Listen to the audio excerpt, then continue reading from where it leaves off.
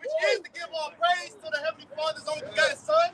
Again, the proper name of the Heavenly Father is YAHWAH, which means He is and He exists. By His end, High is Belsham, His name. YAHWASHI, He saves and He delivers. With God's Spirit, Josh is holy. All right, giving them honors to the apostles, the elders, the great Millstone who rule well, the true leaders of all Israel on earth, whether you can receive it or not. Much love, salutations to the icon, which is words. And we're back out here another week.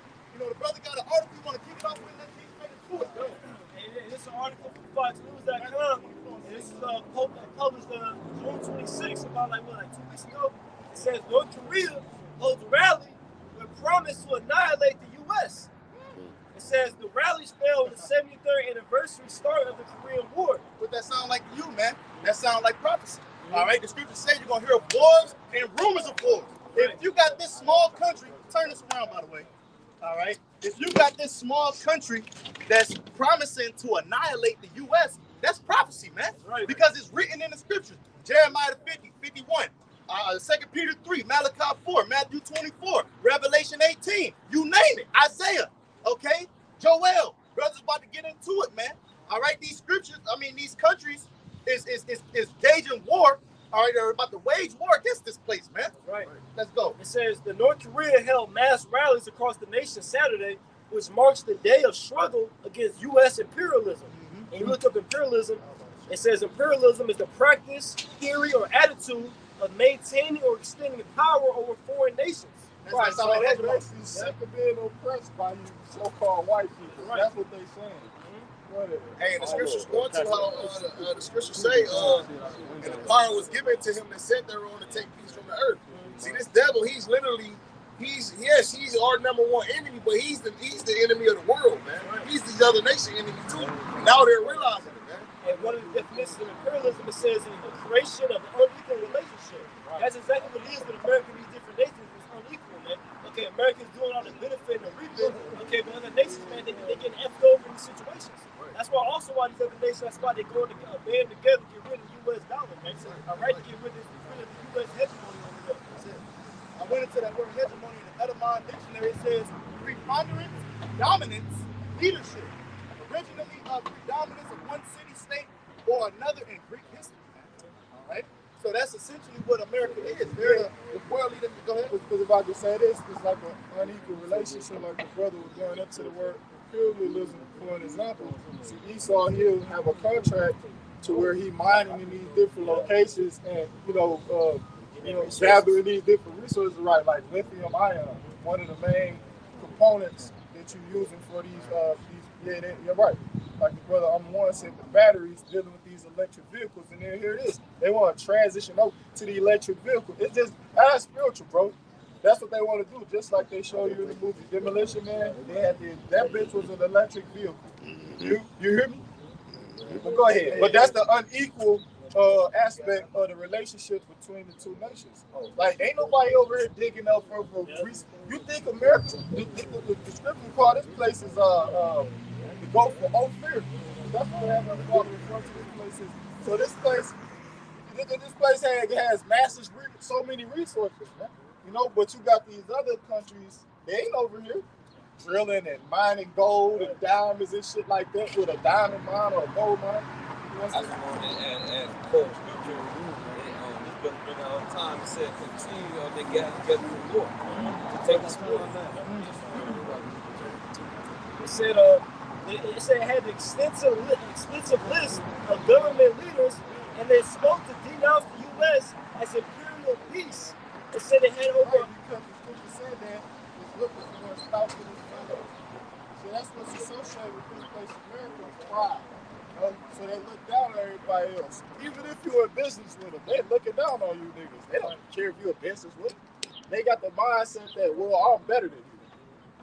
That's where they call them imperial beasts, because they put that like that mockery on them. You know what I'm saying? That's what Esau does. He considers everybody else what we call them third world countries and shit. Yeah. Like you said, looking down upon them, man. Shit countries. Right. It says the gatherings and Pyongyang. Yeah, right. Donald Trump, he said China. China. You hear me? Go ahead. He said sarcastic when he made that type of remark, when he using that name.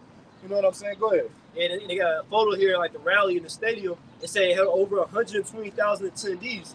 when they're going into how they said they get the promise to annihilate the U.S., you see everybody with their hands up cheering, man. Okay, that's a point Buddhists had made before about when America get destroyed, the average everyday citizens of these other countries, they're going to rejoice, man. Yeah. They're going to be happy as hell because, again, this is the place that's constantly oppressing everybody. Hey, don't Ishmael oftentimes on live television burn the American flag and rejoice over it? You know, so that's just one example, man. It says the imperialist U.S. is the destroyer of peace. It says another sign of a picture raised. Somebody in the crowd, they got a sign that says the U.S. imperialists destroy peace, man. Yeah, and we all know what precept called to mind, Revelation. Oh, yeah, right. That's too right. And also, like, when you go into Daniel the 8th chapter, when they talk about that, tells you said what through peace shall destroy many. Well, also the scripture said the way of peace they know not. See, that's where you more by y'all made the drastic mistake of believing that the so-called white man, which is Esau, Edom, according to the scriptures, he know the way of peace. You don't know them. He can't lead you to peace and prosperity, and that's the what's it what's that word in Daniel 11? But like one of those policy. The name. Policy. No. Epithets. Yeah. That's the word. Divine epithets. That's what I'm talking about. Oh, that's the word. Divine epithet. Yeah, I think. Okay. Yeah, I believe so. I was gonna make a point, but go ahead, read. What y'all got? Precept? Yeah, I had one back into it. But this is back in the brother. This is Revelation 6:4. And there went out another horse that was rare, and power was given to him that sat thereon to take peace from the earth. So the Lord set up Esau just to take peace from the earth, man. This is why everybody is uncomfortable in this society, man. Every day you wake up, you can just see how many things and you change certain things. How this can easily be a peaceful place, man. But this devil, he makes sure it's unpeaceful, man. Hey, even from the smallest things like waking up and you gotta hear train, fucking 24-hour stores, man. Car, Well, the whole thing about this country's going through a crisis as far as the economically with people being homeless, getting evicted and stuff. People are saying, look, you should set up a stimulus package like a $1,400 check, but more. Like the other countries, they was doing higher, man, where they actually taking care of their civilians, paying the bills and all that. But the U.S. said, no, we don't have the money for it, but we have money to get to Ukraine. But they just spent $800 billion into their military, man, which is taxpayer dollars. If you can't pay your rent, you're supposed to be able to go to these devils and say, look, I can't pay my rent. That's what them taxpayer dollars is supposed to be for, man. Right, because it's supposed to be like a trust fund, if you will, for example, because that's how the Israelites did it. You'll have money and stuff like that, and homes and stuff like that. That's where if an Israelite come up, he needs some help, pay this bill, do this, whatever. Then they'll go to the treasury and they'll give them the money. Yeah, me and the brother was mentioning that the brother parent was talking about Heliodorus recently. He was going into, pretty much he was pretty much sent, all right, to try to go take the trust fund out of the temple. Oh, yeah. And that's when the angel smote him. It was set up for what? The orphans, for the fatherless, for, the widows of the nation of Israel, man. As a welfare system. Man. Same thing in Acts. I think that's in Acts 6 about the widows being neglected in the daily administration. That was that too. Hey, but that's a spit in your trial spaces, though. Esau, Edom could send all these billions and billions of dollars to Ukraine and fix nothing here. But the trial, yeah. That's the spirit that. Go ahead. But it's just funny though, stay on the mission topic now. It's funny because 2/3 of our people is Israel. Some of our people, they the ones that still in love with Esau. These other nations are waking up to like, hold on, this is our enemy too, because they can see down the future. Like, okay, it's only for him to win and not us. Fuck that. Go ahead. I got this in Joel 3. In Joel 3:9, it says, proclaim ye this among the Gentiles, prepare war, wake up the mighty men, let all the men of war draw near, let them come up. He said, proclaim ye this among the Gentiles. See, we've been sent, amongst the Gentiles, man. And that's the message that we're proclaiming. Scripture say, publish it, conceal not. We out here in the chief place of concord, letting you people know that the Heavenly Father is about to wage war against this place, Babylon the Great. All right, the end all be all of America is to be utterly destroyed and by fire. It says, verse 10, use your plowshares into swords and your pruning hooks into spears. Let the weak say, I am strong. So they'll take their agricultural instruments and fashion them into instruments of war. You see what I'm saying?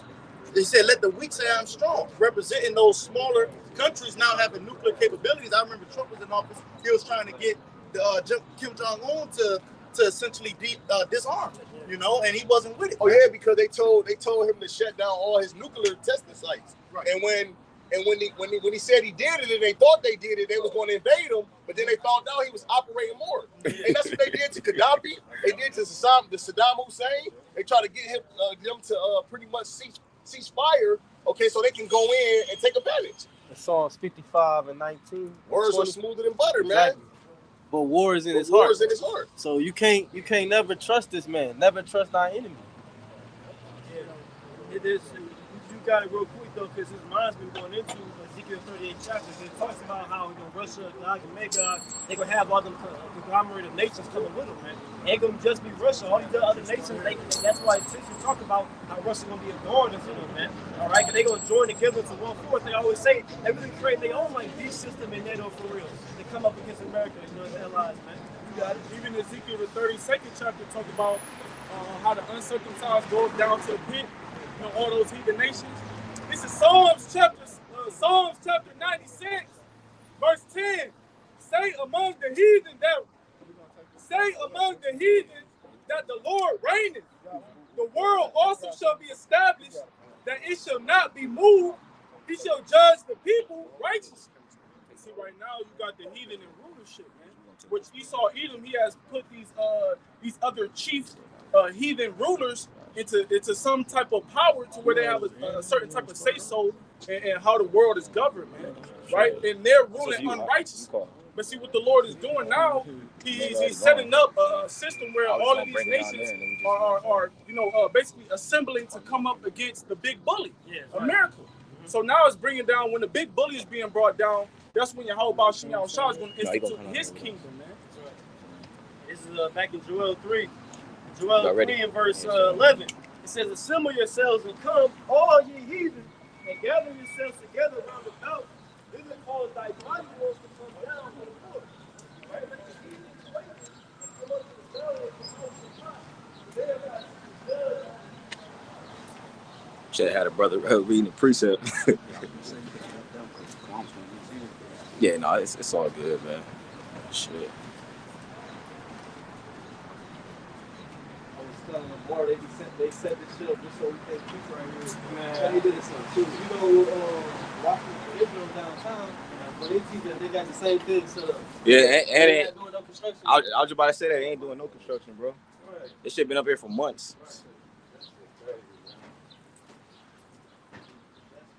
Hey, why you ain't still on there? I told Kadash come down here. Yeah, he good.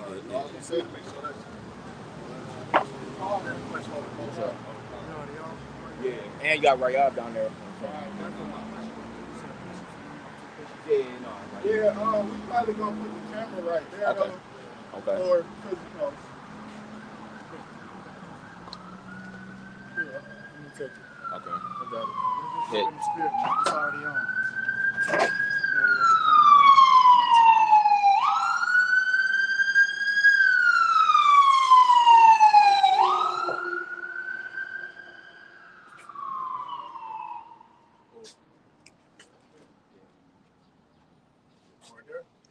Let me get this Bible for sure. Keep going. Go. Yep. This is Matthew chapter 24.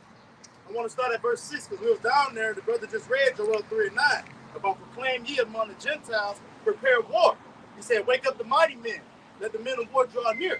You see, so we're in a time of war, rumors of wars. It says Matthew 24 verse 6. And ye shall hear of wars and rumors of wars. See that ye be not troubled. For all these things must come to pass, but the end is not yet. You see, so we're hearing of wars and rumors of wars. But guess what? The end still ain't yet. Guess what still got to come to pass? The MOTB. You see? You know, right now we're in the time of this Edomite man being exposed. You see? All right? There's still more prophecies that has to come to pass before the destruction comes, man. You know? Yeah, because I was going to say, the end goal, the ultimate, plague is going to be that fire, man. Which that's going to be a punishment for those who run down and take that time of technology. That's why Apostle Tahor always say, man, they're going to make the MOTB mandatory before the actual war intensifies and kick off. to where they start shooting those missiles, man. But see, hey, man, we're living in a time where it's about to go down, man. We can see it. These other nations, they gearing up, okay? They're running military drills, showing off their weapons of mass destruction, and they ready to let them fly, man. And see, these nations are angry, as you say, you know. So here it is. We quoted it. The brother read it down there. This is verse 7. It says, "For nation shall rise against nation, and kingdom against kingdom. And there shall be famines and pestilences and earthquakes in diverse places." Look at France right now.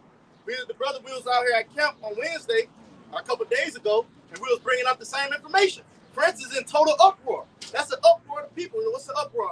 Civil unrest, riots. You see?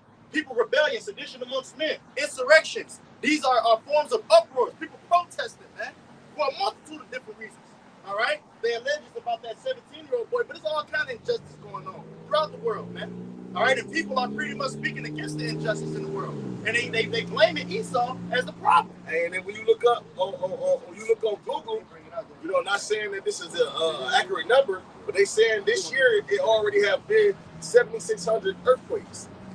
Okay, 7,600 earthquakes, man, already, man. All right, you know, so the Heavenly Father said these things are gonna happen, and His word is not sent out there; it's gonna return unto Him void. It's gonna come to that word to His sent, man. All right, so let's go. They said all these are the beginning of sorrows, man. Go ahead, brother. Get in there. The brother was speaking about the seditions over there in France, right? That's uproar of the people. He was like 715.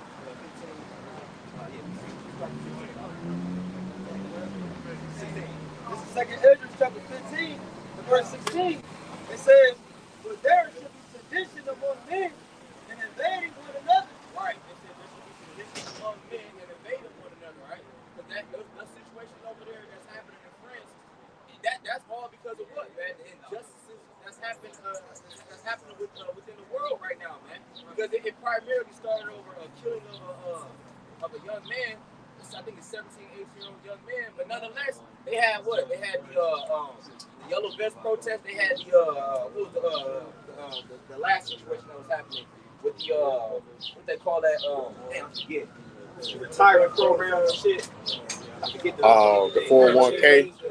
Yeah, the pensions and shit, man. There was So they raised retirement age. Right. So that's all. Like I said, those situations that happen over there in France, this happening why? Because of the injustices, man. Right. All right, people pissed off about this, man. It's like allegedly, the story deeper than that. It's allegedly that it's over like housing discrimination, like immigrants, that Israelites, because those Israelites, the majority of those, because that's who they discriminated against. When these actual heathens come over, they don't have to worry about being discriminated against for housing. I said in the story, the chick came to Ohio, one of these states, from another country, right? From another country, and they gave her a free house, bro. Like a $300,000 house, a free truck, brand new truck, Tesla and all that shit. So they said allegedly it's over like racial housing discrimination. And those immigrants that they allowed to come into the country, well now they fucking home. Like, hey, that's spiritual too. It's like those insurgents that's coming in the southern border. Those insurgents. I'm saying America, you following the same thing that France did. Started a couple years ago, they let hundreds of thousands of immigrants in from Ukraine and Africa and all these different places. But America doing the same thing, man. And they shipping them by bus to Chicago. They shipping them to New York City. They shipping them to Los Angeles. And they just letting them, you know. Oh, well, and not to mention, just when the American military left Afghanistan, what was that, earlier this year? Or last year? Last year, they left Afghanistan, right? What you think? They had a fucking jumbo jet full of people, man. And you think they ain't make trips back to get more people? Yeah, right, man. Bro. Well, that's why the Lord said, you Habakkuk 2, you heap it unto yourself all people. Right. See, that's been a blessing to you, but it's going to be a curse. Right. And if I could say this too, because brothers was mentioning the protests and the uproars. Guess what? It's gonna come point in time where the Heavenly Father will put the spirit on these devils, Amalekites, man. They go spoil all that shit. We ain't gonna, because they were saying that. Go ahead, brother. I was just going to add, you know, making mention of these different countries basically allowing immigrants to come in. I know I just read something talking about Dutch government basically just collapsed based on the fact because they trying to figure out what to do with all. Because you got a lot of places that you got all these immigrants just trying to, everybody fleeing from their countries because everything fucked up. Oh, yeah, that's beautiful, right? Because usually when immigrants come into another country, violence increases. Violence, rapes, robberies, murders, and shit like that. Because here it is. They don't got no time for the people with it. Right. You know what I'm saying? Emotionally. And then also, they look at people in America because it's an epithet associated with America. You feel me? So what? They look at people in America rich. Yeah, that too. But they look at people, it's not a third world country. Right. They got it. They got money here. That's what they got in their mind because that's the perception that's been created that's associated with this place. So if immigrants come over here, they gonna look at you like a lick. But especially them Jakes, man. Yeah, why these cultures don't get along? Because ultimately they have different belief systems. You see what I'm saying? You got a conglomeration of different nations, but here it is, they believe in this and we believe in this. You see? So you got clashing, man. You see what I'm saying? Everybody ain't on the same accord. This is a secret pot of rich of all nations. So get what you're saying. I got that happy too. Because when all hell break loose, like at its peak, bro, these people, like you were saying, bro, they ain't got no emotional ties to the Americans, bro. So when they gotta defend the ones they came with, bro, they ain't gonna hesitate, man. You know what I'm saying? That's why, like when these foreign troops come over here, it's gonna be the same thing with them, man. All right, the blue hats and shit, man.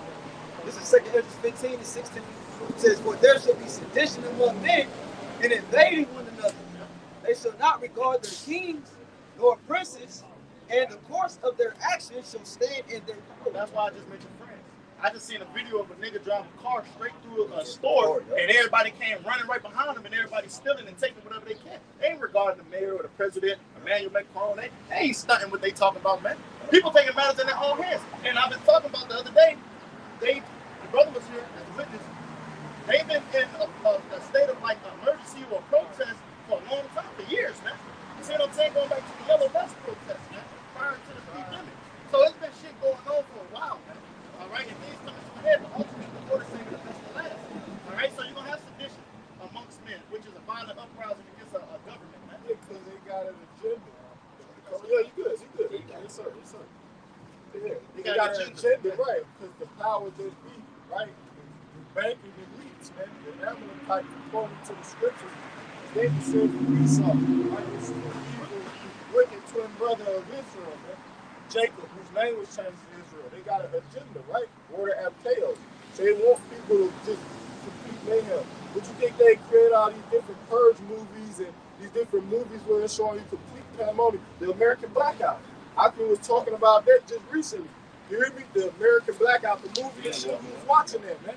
So, and then here it is. You got stories, reports coming out about this possibility that it's going to be power outages and this and that, man.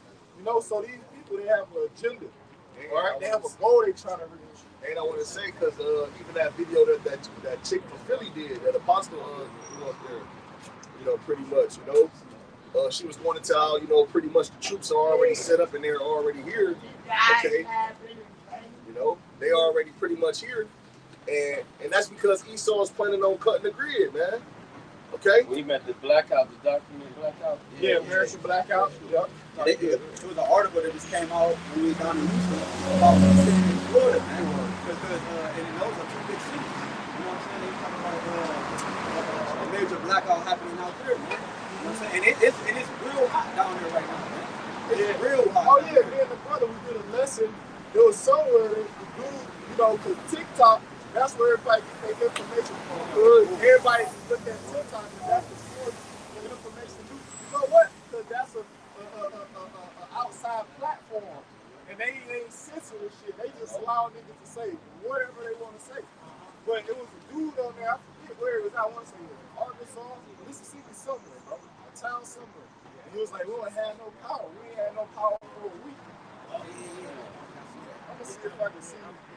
But see, that's the worst time. The worst time to not have power is in the heat, man. because it's hard to get cold. It's always warm up and shit, but it's harder to get cold than it is to warm up. I remember the elder D-Mash did a lesson when he said he visited LA. He said the homeless problem is a real problem.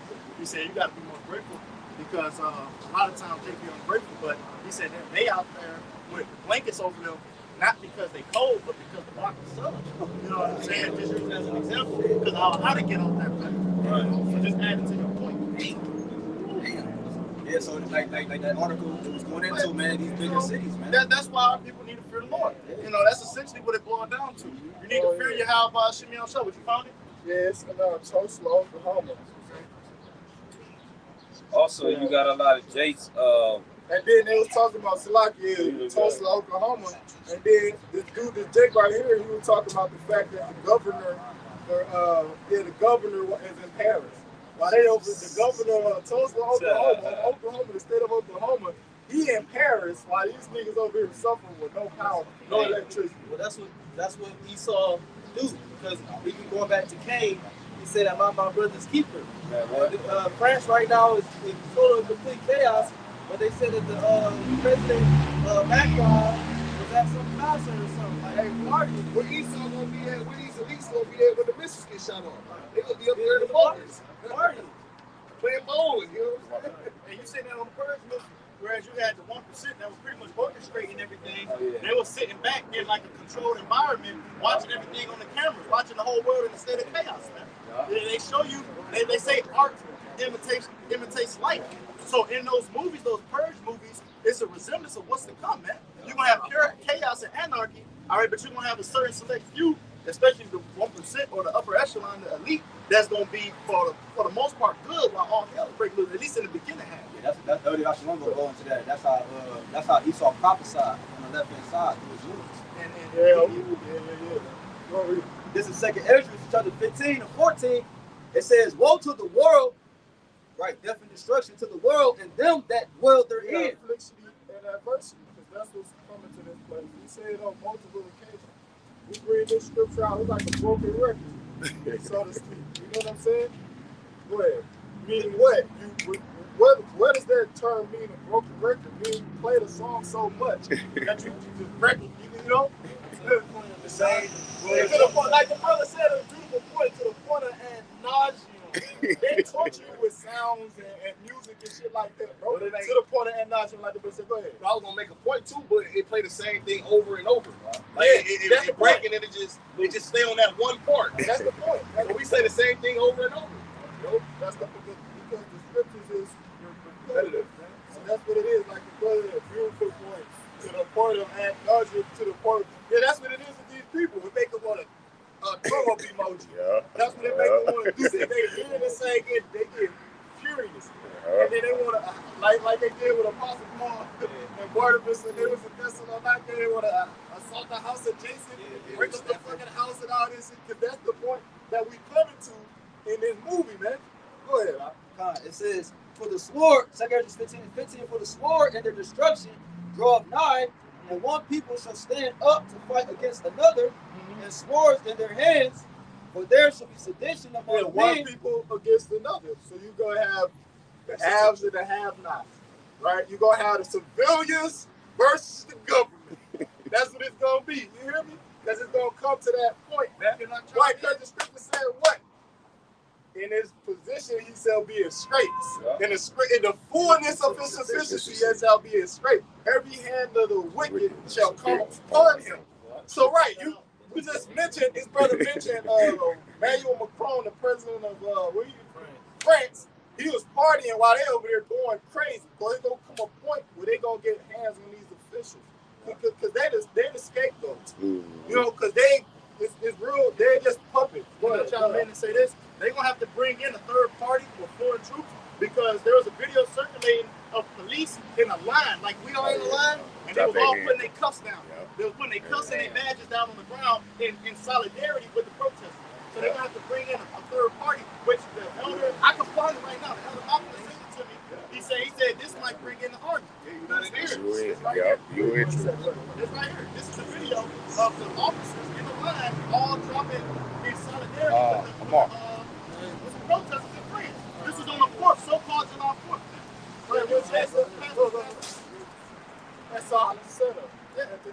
Yeah, right. Because as we said, you can't take everything for what it is, man. It's all the illusion and shit like that. Yeah, the United Nations troops, they here right now on American soil, man. That's why the scriptures say pay up. This is second Ezra. This is second Ezra 16, and I'm gonna start at 70. Right, because we giving you the warning right now, but soon come these things are gonna manifest themselves, man. We're not gonna be prophesying forever, man. This truth is time sensitive, man. Fine. This is second Ezra 16 and 69. It says, and they that consent unto them shall be had in derision. Yeah, so if you want to go along with what the system is telling you to do, you're gonna look like a damn fool in the end, man. Look like the people that took the juice, and now all your family members dropping dead. Yeah, to go along to get along. Yeah. Look, you gotta go against the grain. Right. You know what I'm saying? How you gonna?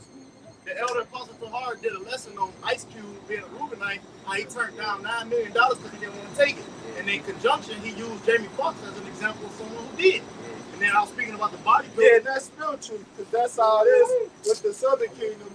When you go to the American History Museum in New York with the statue of Theodore Roosevelt, you got the Northern Kingdom on the left side, and you got the Southern Kingdom on the right side, and he was holding the rifle up, which signified the fact that these niggas, they was willing to fight for him, because they were Reubenites.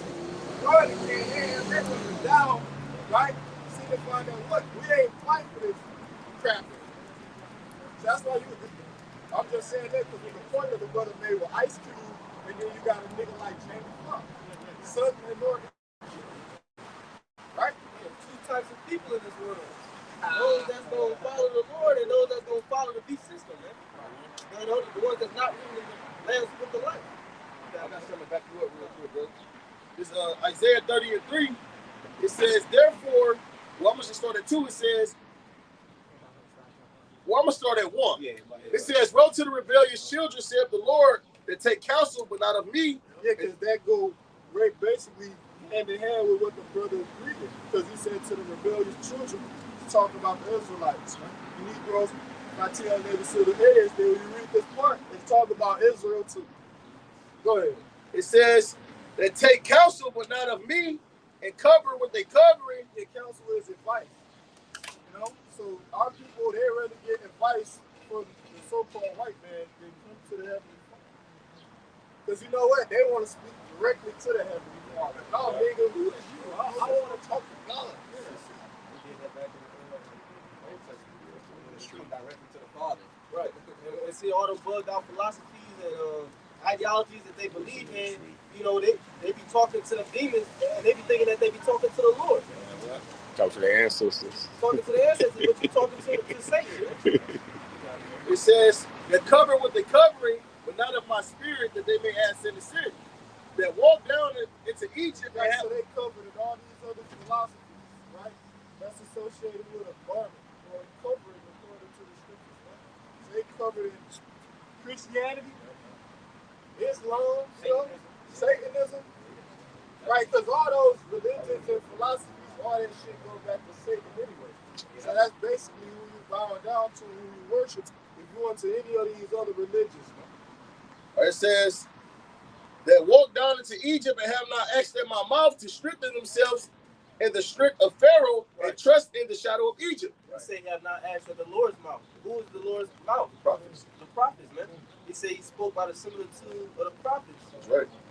And that shadow acts as a form of protection. You know what I'm saying? Because when you go into Ezekiel 29, the Lord said that it will be no more the confidence in the house of Israel. Israel got confidence in Esau's programs and the shit he got set up. It's used as a protection. They're under his shadow, under his umbrella. You know All right. So those people, they trust in this Edomite system. Exactly. They trust in oppression. Exactly. Verse 3, this is the point. Therefore shall the strength of Pharaoh be your shame, and the trust in the shadow of Egypt your confusion. Yeah. Right. If you go along to get along, like the brother was saying, when the Fed now, you jump straight into the Fed now. When the sea comes, you jump straight into the sea. You're gonna be had at the risk. You're gonna be melted, man. You know, because on top of that, he gonna say you can't eat, you can't work if you don't take the seal. But then when you take it, he's still gonna make you not work and not eat, man. That's what the scripture. That's why the scripture say, never trust thy enemy. Right. Not anytime, not in the past or the future. You know what I'm saying? Right, because they don't want you to eat real food anyway. They want to keep everything for them. They don't want you to have nothing. They want you to eat 3D printed steak. They want you to eat protein bars.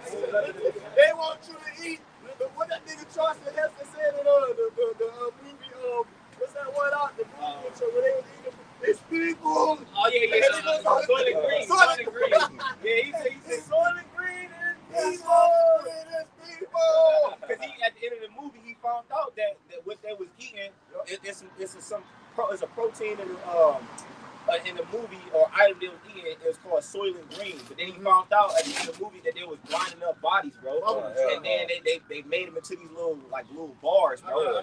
Shit was wicked as hell, man. This is from Indy 100. It says eat lentils and let your pets die to beat U.S. inflation. Bloomberg ED says, man. And that was back in 2022. So they said eat lentils and let your pets die. And ultimately, you see how bad it's about to get. It's gonna come to a time where cannibalism is gonna make a comeback. Yeah, you know. Yeah. Like the brothers mentioned, Soylent Green. It was grinding up people. They doing that now. All these Right. bodies. Right. Hey, remember that video that circulated a while back where they was talking about McDonald's is their favorite. That's a big woman, man. You know. But the point being, all right. But you see, Baruch, the second chapter goes into it. God, you see, like you just said, that's a big woman.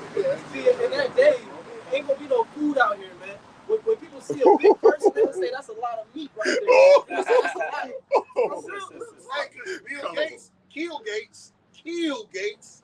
Hey, this is fear because when me and the brother was coming back from Chicago, we was driving through all the land that Bill Gates bought. He bought all of the farmland, mostly in Ohio, Indiana, and Illinois. There's nothing growing there, man.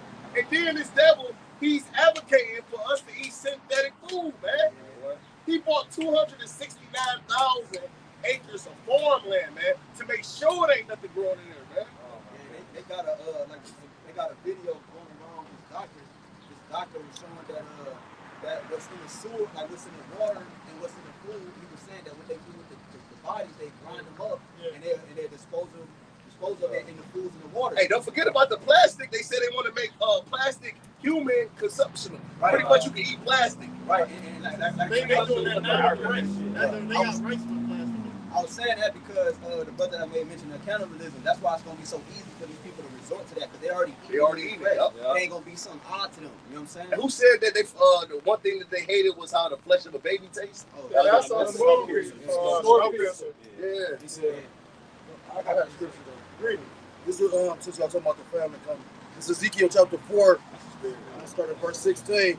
And it reads, moreover, he said unto me, Son of man, behold, I will break the staff of bread in Jerusalem. Matter of fact, no, jump up to 13. This is Ezekiel chapter 4, starting at verse 13, and it reads, and the Lord, YAHWAH, BAHASHAM YAHWASHI said, even thus shall the children of Israel eat their defiled bread among the Gentiles, whether I will drive them. Right, and you can see that happening to this very day, man. Brothers mentioned about the plastic that Esau is trying to make edible or nutritious, as the article we had spoke on a couple weeks back or a couple months back. And then they got the GMOs, which everybody and their mother know about GMOs. It stands for genetically modified organisms, man. The food is not real, man. They making these meats and these food products in labs, man. All right, look at all of these different restaurants pushing out beef, man. Cows could have been extinct, right. So they gotta be substituting something with something, you know? Right.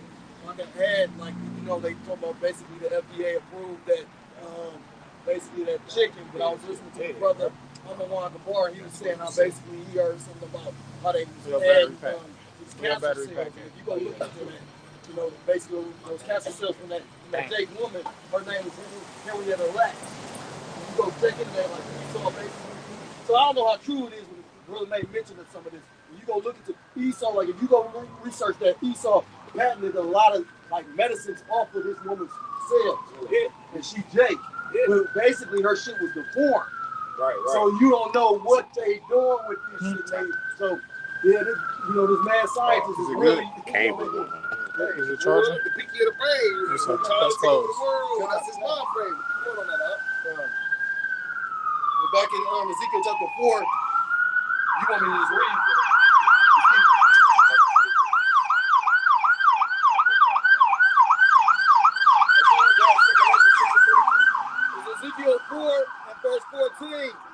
Then said I, Yahweh BAHASHAM YAHWASHI power.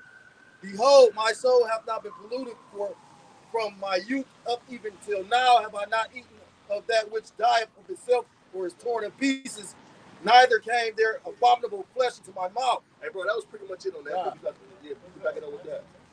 2nd Ezra chapter 6 and 22, it says, and suddenly shall the sown places appear unsown. And that's going into the farmland. All right? And it just what a coincidence, all of these rich Edomites is buying up all of the farmland, man. And like I said, my brother's my witness, man. Hey, man, we rode through these different areas where all this farmland was at. It was nothing growing, man. What's the name of those things?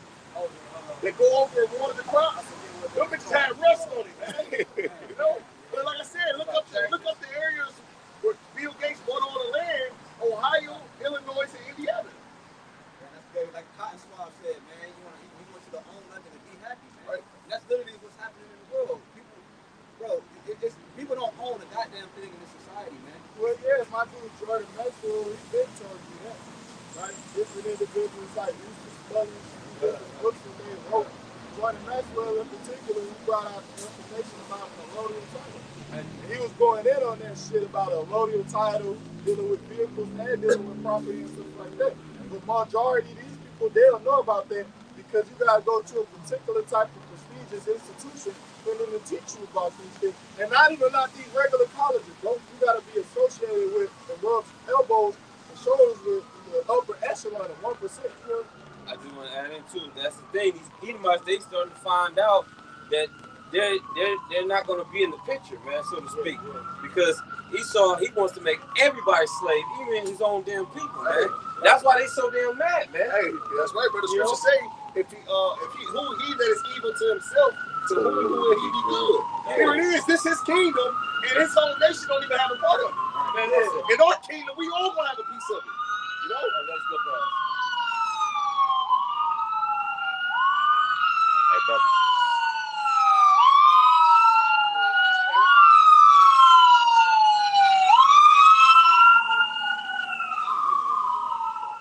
I just want to say, everybody's Edomites, man, they got this whole rebellious attitude, you know what I'm saying? They got the term, the left wing, the right wing, you know, them pair of man, shut the fuck up, man. I be able to Edomites saying that, you know, 99%, the left, white wing is the problem. I'm like, man, dude, it's your fucking problem, man. Because of Revelation 13, man.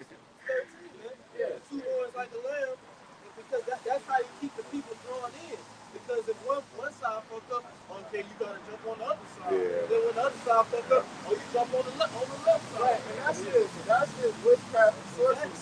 Because the thing about it is, you got all these people that's of the same genomes or the same ethnicity, they think they different than these motherfuckers. Then you got the motherfuckers so-called whites in Europe, they Europeans, so they think the Americans, no, we're different. No, you motherfuckers, it's exactly, y'all identical.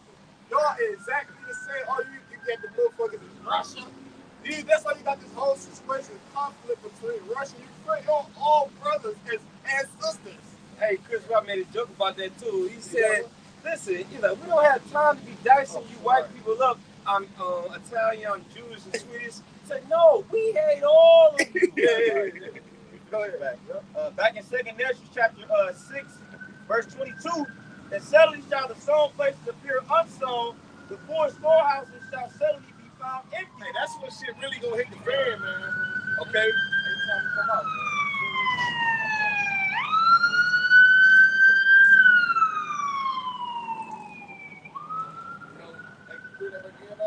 2nd Ezra chapter 6 and 22, and suddenly shall the sown places appear unsown, the poor storehouses shall suddenly be found empty. Hey, and that's when shit really gonna hit the fan, man. When you go into these stores and they empty, and it ain't and the food is very, very scarce, that's when you're gonna see crime escalate, man. Yeah. That's when shit gonna hit the fan when niggas can't eat. Yeah. See, right now, a nigga don't know shit about a damn fast, man. Nobody don't know about a fast, man. Nobody know going sundown to sundown without eating and drinking, man. Nobody know about that. But see, everybody gonna have to be forced to fast real soon, man. That's these damn women. These women eat more than the men. Yeah, that's why they so obese and overweight. Yeah, that's why Kevin Samuel was telling they had. Man, you way more than the man. You way more than the man.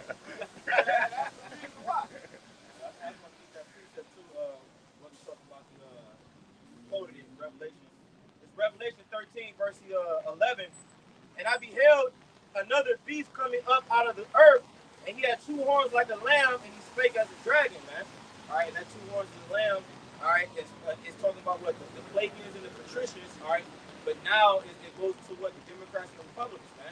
Because back then you had that same setup or that same system, all right, where you had the upper class and then you had the lower class, man. And then too, it also is going into how the way this man rules, man.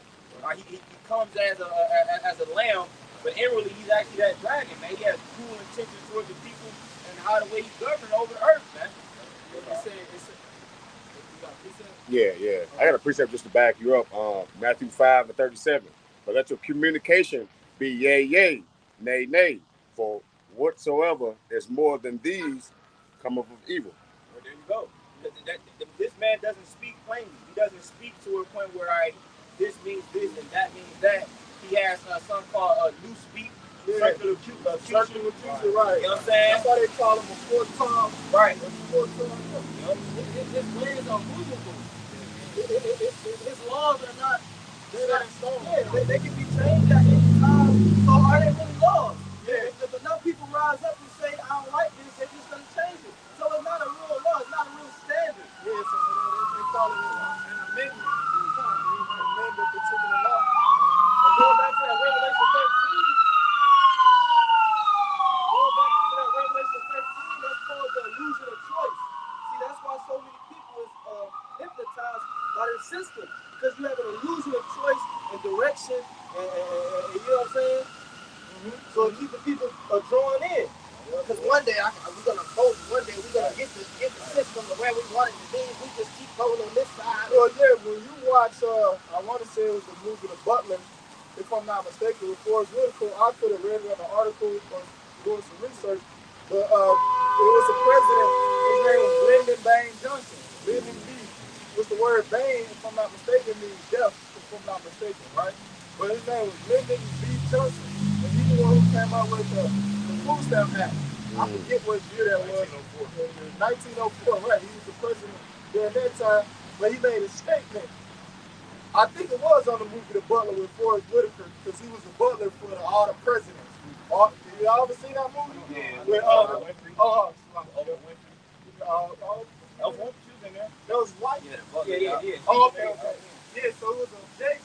He was the butler for so many presidents, right? And in the movie that scene, you had like behind the scenes, if you will, in his what you call that, the White House. But he was in there using the bathroom, doing a number two, right? And Lyndon Baines Johnson, the president at the time, he was making a point. He said we'll have niggas voting Democrat for the next 300 years. That was the point he was making. They were talking about politics, but it was the fact that Forrest Whitaker was a butler and he heard the shit. They put that in the movie. You know, so Lyndon Baines Johnson, that's what he said. He said we're gonna have niggas vote Democrats for the next 300 years. Because and it was in 1900s. Because what if niggas didn't participate? Right. See, you have to participate in order for the game to keep going. Hey, this is a correction. It was 1939 during the Great Depression. Oh, Salaki, yeah, that was it. 1904, that was World War I. You know what I'm saying? But it's saying like you gotta keep playing the game. If you gotta pick a side, you can be Democrat, Republican. But what if niggas say, "No, fuck that. We're gonna do but that never. It's called neutral. Right. Yeah. See that right there. People not picking a side. Now imagine if Jake all was on agreement with us, man. Yeah, if there wasn't no infighting between us, you know what I'm saying? People be joining forces now. So Esau gotta keep people's minds about it. Like you said, you got it. Yeah, I just want to, because that is what the word Bane means. But that's his name, bro. Lyndon B. Johnson, the B stands for Bane, and it means a cause of great distress or annoyance. Scourge, ruin, death, plague. You know? You got something called omen knowing. Yeah, Which means name prediction. Right. Everything correlates to the scriptures, man. But go ahead, brother. This is Sirach, chapter 12, verse 10. It says, never trust thy enemy, for like as iron rusteth, so of his wickedness. I think that's the point that, like Brother Red said, never trust thy enemy. So, the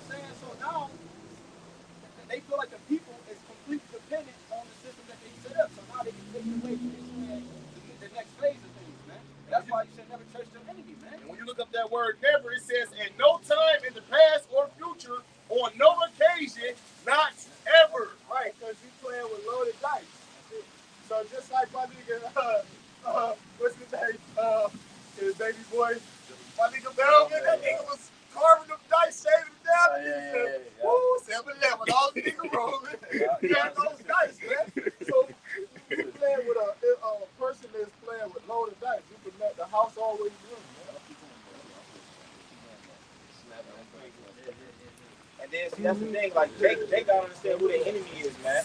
Like Jake don't understand that you have a natural born enemy starting with Esau, Edom, the devil, man. And then the rest of those heathens, man. All you gotta do is read through the history. Keep going there, all right? All right, this is Sirach chapter 12, verse 11. It says, though he humble himself and go crouching, yet take good heed. Right. So though he pretends that he's not your enemy, and he has your betterment, your well-being at the forefront of his ideas and his agendas and goals, you gotta take good heed of this man. That's what true like a lamb. Right. That's what's coming as a lamb. A lamb is a peaceful beast. You know.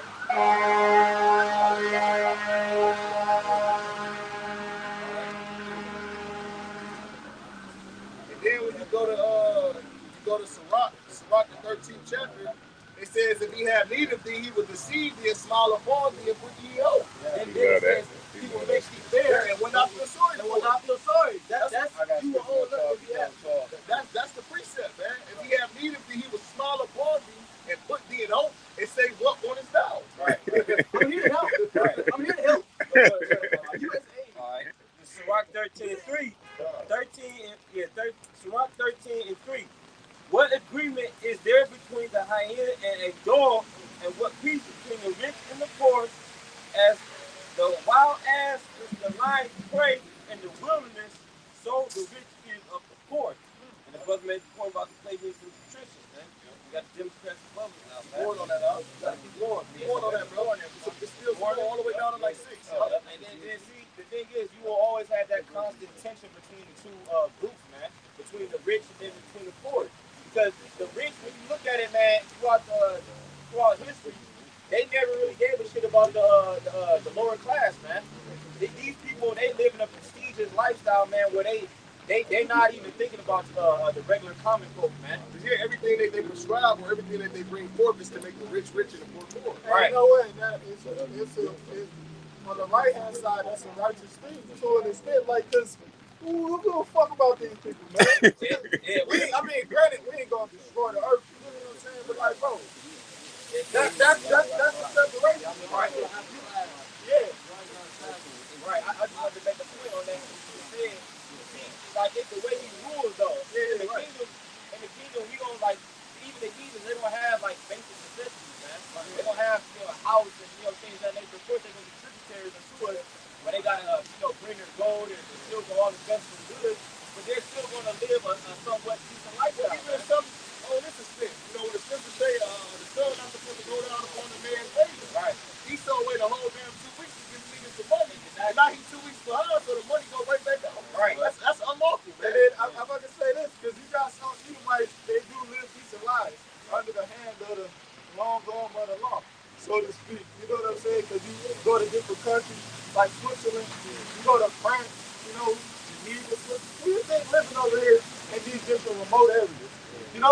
Edomites and heathens, man. You know what I'm saying? Go ahead. Which verse? 4. 13 and 4. That was 18. Yeah, I was about to talk. Yeah, read it over. All right, I'm going to go 19. Sirach 13:19. Go up. Go up.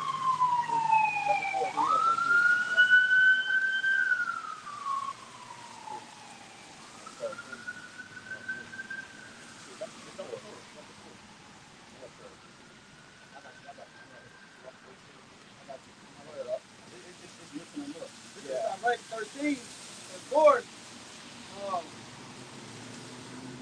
if thou be for his profit, he will use thee. Right. Because if anybody's for this devil's profit, he's going to use you, man.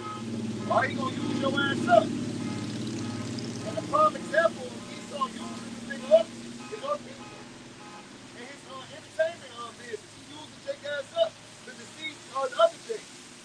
That's what the Morpheus made in the movie The Matrix. When he showed Neo, he said, look, a person in the system in the Matrix is like a fucking battery. You know what I'm saying? Once they use their energy source, they throw it away. Right. Get a new one. That's right. Yeah, like as soon as you're born, you get a social security number, and they use all those souls for collateral to money. You know what I'm saying? For the Federal Reserve. That's part of using That's in Revelation where it's about like America, which is known as the Horde, the Golden City. It's talking about had all these investments within this society. And it also says the souls of men. Oh, yeah. You know what I'm saying? Like when you realize what is happening, like brothers going into, basically you're a slave from birth all the way until you die. Yeah. And now what he's trying to do, he's trying to ultimately bring that to its pinnacle with this seed hip. Yeah. That seed hip will make you the ultimate digital slave and servant, man. Think about what you always bringing up, the quote or the point that Prince made. Oh yeah. Prince said, the brother speaking about the soul, and once he, you know what I'm saying, he destroys you. Useless. Yeah, Prince, he went on a podium, he was giving an award. He was talking about, he said there's a battle going on. He said there's a war going on. The battle takes place in the mind, and the prize is the soul, man. So what he said, it correlates to what the scriptures go into about him trying to, in Revelation the 13th chapter, about him creating a system, and then within that system he has what? A mark, all right, which will bring you in into the system that locks you in. I got you though, because when you go into the Greek of the word mark, we go back to the word stigma. It says a mark, print, or branded upon the body. To ancient order to use as slaves or soldiers bore the name or stamp of their master or commander prick into their bodies, which another word for prick is cut. It says to indicate what master or general they belong to. Right. Because like when you think about it, Brandon always been around. Even in our customs, you got something called an awl. All right, an awl is what you do when you if there's a Hebrew Israelite and another Hebrew Israelite, you take it's like a small tack, if you will, or like a wooden little stake. You put it through the ear, and then basically he becomes your servant. You know what I'm saying? Can I say this too? When you said the battling of the mind, all right, when people are battling for the battle in their mind, what are they battling, man? As the scripture said, the pride of life, the lust of the eye, the lust of the flesh. All right, when Esau show you that other side, man, and he show you all you can attain in this world, all right, you become weak, man. All right, because you're in a low state and you want to get on that next level, man. All right, so that's the stagement of your soul, man. Yep. You gotta follow me. You gotta do what I say. Yep. All right, till the day you die, man. All right, and recompense, I'm gonna give you all these fleshly things. And just for clarification, I was reading that out of Galatians 6 and 17. I went into the word work. Amen. That go back to stigma. Right. The brother is dealing with the verse brand. Brother want to pull out that verse. Galatians 6 and 17. But henceforth let no man trouble me, for I bear in my body the marks of the Lord YAHWASHI. So that's symbolic of how Paul is Jesus, he has scars, right? That's symbolic of how he have, constantly those chastisements of the world. People coming against the believers of YAHWASHI, and we, receiving those spiritual strikes, right? Like, because the word for mark in Revelation 13 is a charisma, right? But that's a different word, stigma. Which we know the word stigma, you have a reputation that precedes you, something that comes back from like a physical representation of your flesh, right? So that's going into, again, how we represent YAHWASHI. Like, this is a stigma, the dresses, like they say, the garments, the necklaces or whatever the case is, maybe our vocabulary that we use, IUIC, they're trying to make clarity about ourselves. That's what, have a dingy garment, that's how the world uses it. So that's a stigma too. Right, we bomb Israelites. The stigma that's associated. We great people.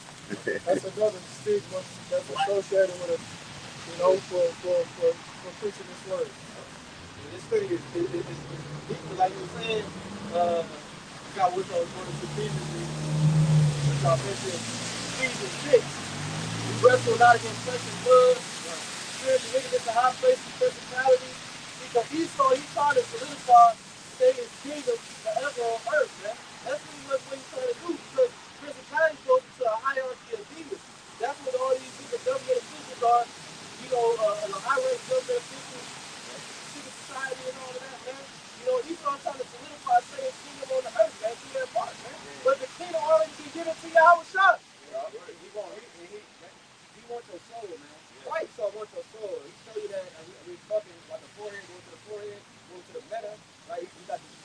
Facebook, you change it to Meta. He's showing you that he wants your soul, man. Right? Because you mentioned Meta. Like it, when you go to that word forehead, Revelation 13 and 16, the word in the Greek is metapod. Okay, then when you go to the root word, it's meta. Okay, which means behind. Okay, and so it's going to you mark behind your head, man. Opposite of the face. Inside your scalp, man. Neuralink. You ever heard of Neuralink? Yeah, because your mind is connected to your soul and spirit, man. Right. You know? That's why. And then what effort Esau got everybody, let's just say hypothetically, he didn't chip everybody, right? Got the world on lock, world domination, that was the plan. What's going to be next? Oh, now I'm going to find out how to enter a wormhole and we coming up the most high next. Yeah, allegedly, yeah, that, like he won't stop. Yeah, they said they know where the Lord goes. Yeah, they said there was an article a couple years back that pretty much said that they know what God will. Right. So they gonna get the what you call that fucking weapon on Star Wars? They gonna get the Death Star. Right. And they gonna float that bitch to where the Lord. Like, come on, man. I want to go to that Revelation 13. Go to 13 about the Scripture do say the product of the Lord has deceived them, man. You need to say he know what God will at. Right, and that's the thing. Like we was talking about how, like, basically within Babylon they got the souls of men, right? This man is trying to basically have control over the Lord's entire creation, man. They really want to elect. Because the scripture says that YAHWASHI said the elect cannot be plucked from his head, so he don't want to do that. Right. And then y'all gonna make mention too, like he basically within the fourth industrial revolution, everything is monitored. You got something from cradle to grave. Basically, everything gets tracked. Everything I'm talking about clothing. You know what I'm saying? And when you look at the logistics of everything, he wants to know everything. He wants to know what time it got placed on this ship, right? What time it got placed on this cargo, all the way. You know what I'm saying? And then it's also the same thing even dealing with people, because dealing with that, with the brother going into like cars, for example, like for instance with that rascal house, every one of those pizza boxes, they got a code on there, a different code. You know what I'm saying? So it's the same thing even with humans, because the brother I already mentioned the social security card earlier. So with that number, it's the same thing, bro. Yeah. You know? Yep. Hey, because he want to be like the Heavenly Father. The Heavenly Father know how many hairs is on our head. Yep. The Lord know, you know what I'm saying? Well, when you read the book of Psalms 139, Psalms 139 chapter, even King David was thinking on those various points, man. That the Heavenly Father know what you think before you even think it. He said, matter of fact, you got some. He literally, he wants to do away with the life. Substituted with technology, right? Let's read that real quick. Because that's exactly what this devil want to accomplish. Because when you read this song with David, speaking of the Heavenly Father, man, that's the capacity that song is for. Psalm 139, verse 16. Psalm 139, verse 1, to the chief musician, the Psalm of David. Right, so this is David right here, man. O Yahawah, YAHWASHI, thou searchest me and know me. Thou knowest my down sitting and my uprising. Hold on, It says, Psalm 139, verse 1 in the NLT, for the choir director, a Psalm of David. Oh Lord, you have examined my heart and know everything about me. Hold on right there. Right.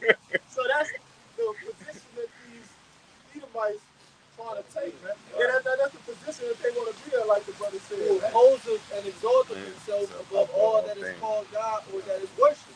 So that he as God, so that the temple of God, so that he is powerful. It says Psalm 139, verse 1, O Yahawah, you have examined my heart and know everything about me. Right, so he want to know everything about you, just like the Heavenly Father, for an example. The Heavenly Father know how many hairs it is on your beard. You know what I'm saying? Go ahead. I think Eli, he wanted to know, he said he wanted to limit the amount of breaths people could take. He He said he want to limit people's breaths that they can take in a day, which means that you want to be able to exercise those type of things make you use more breath. Well, shit, it's already to that sort of shit. If you got so known as asthma, for example, man. You hear me? People is already limited to taking a particular amount of breaths a day. Then they gotta use what? And inhale it. Verse 2, think of what type of individual you gotta be to want to do that. Why are you fascinated about something like that, man?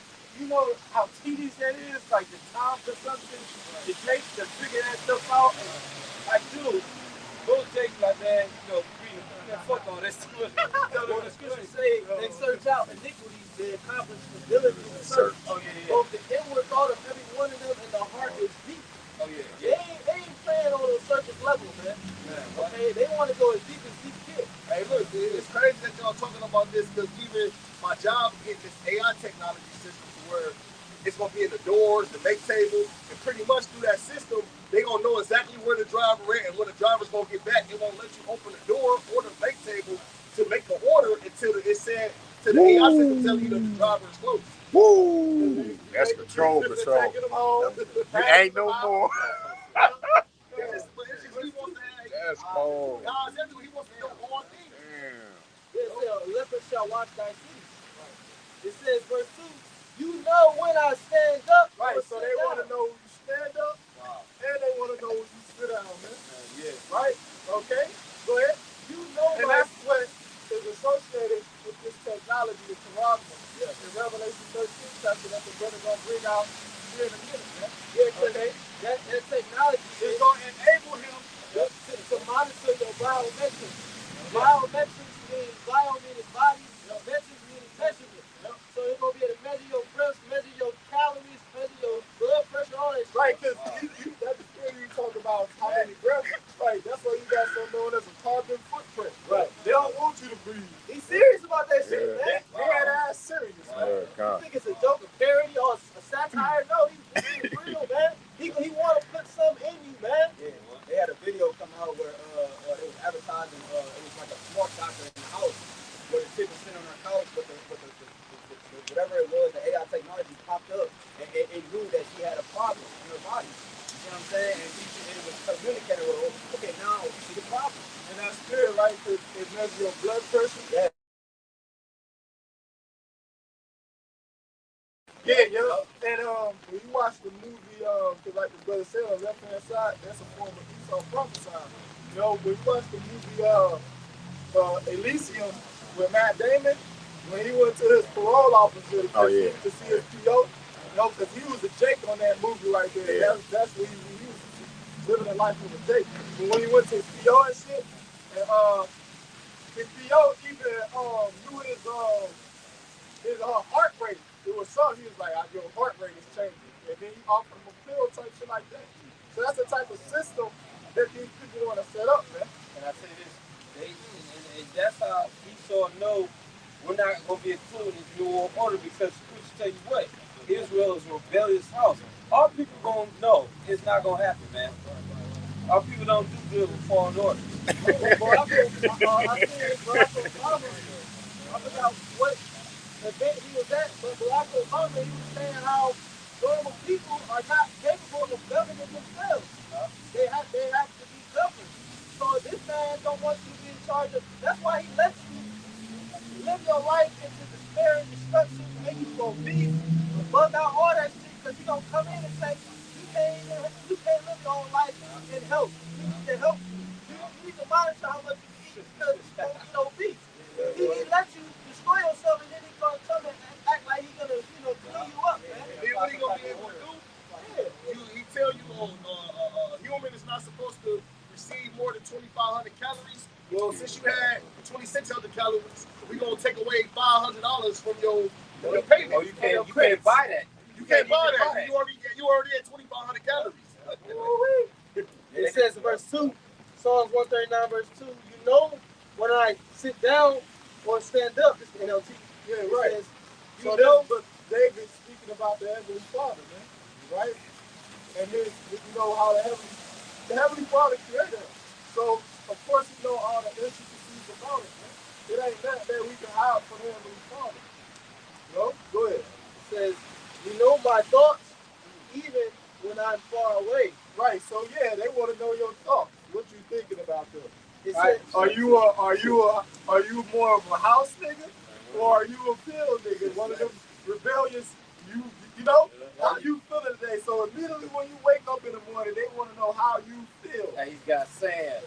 Are you against the alphabet sand? Yeah, that's the spirit too, because Heavenly Father created it. Right, that's what Esau doing. He's trying to recreate it. Therefore, he's going to know the intricate details about everything from food to, you know what I'm saying, to people. He's trying to merge man and machine. You know what I'm saying? He's trying to humanism. You know what I'm saying? So he's trying to know the intricate details because he's going to come up with his own creation. He's trying to reach for the Lord's place. And that's spiritual right because the Heavenly Father knows how we feel. Right? You know he's sad. You know he's happy. You know he's angry. So that's the type of power that the devil want to accomplish, bro. Like you said, you want to know if you're a house nigga or a field nigga because the Elder Malcolm, he posted something about you could if you doing research on pedo or if you doing research on these secret topics, so to speak, that they can come at you and accuse you of it for researching it though, for trying to trying to expose it. But what's another thing Esau ultimately want to do? He wants to destroy Israel. All right, he wants to consume Israel, so that's why he's trying to tap in, man. But that's why the Lord is also cutting the days short, man, for the elect's sake, man. Because the scriptures say, no flesh shall be saved, but for the elect's sake, the days shall be short, man. Because if this devil wants to continue to rule, man, he would destroy humanity, even himself. It says Psalm 139, verse 3. You see me when I travel and when I rest at home. Right, so he's going to put a tracking device that's associated with the Quran book. If it's going to be able to know your every move. That's why you got a lot of these gig, because it's a gig economy. When you download the app on your phone, you got to enable and turn on your location. So you will get a notification, right? Because you'll forget the fact that you even turn the shit on, right? If you're done doing a gig or whatever, you'll get a fucking notification like, yeah, they track you 5 times, like, So that's the spirit. I want to say this. That's the spirit. Fucking Edomite came to my job.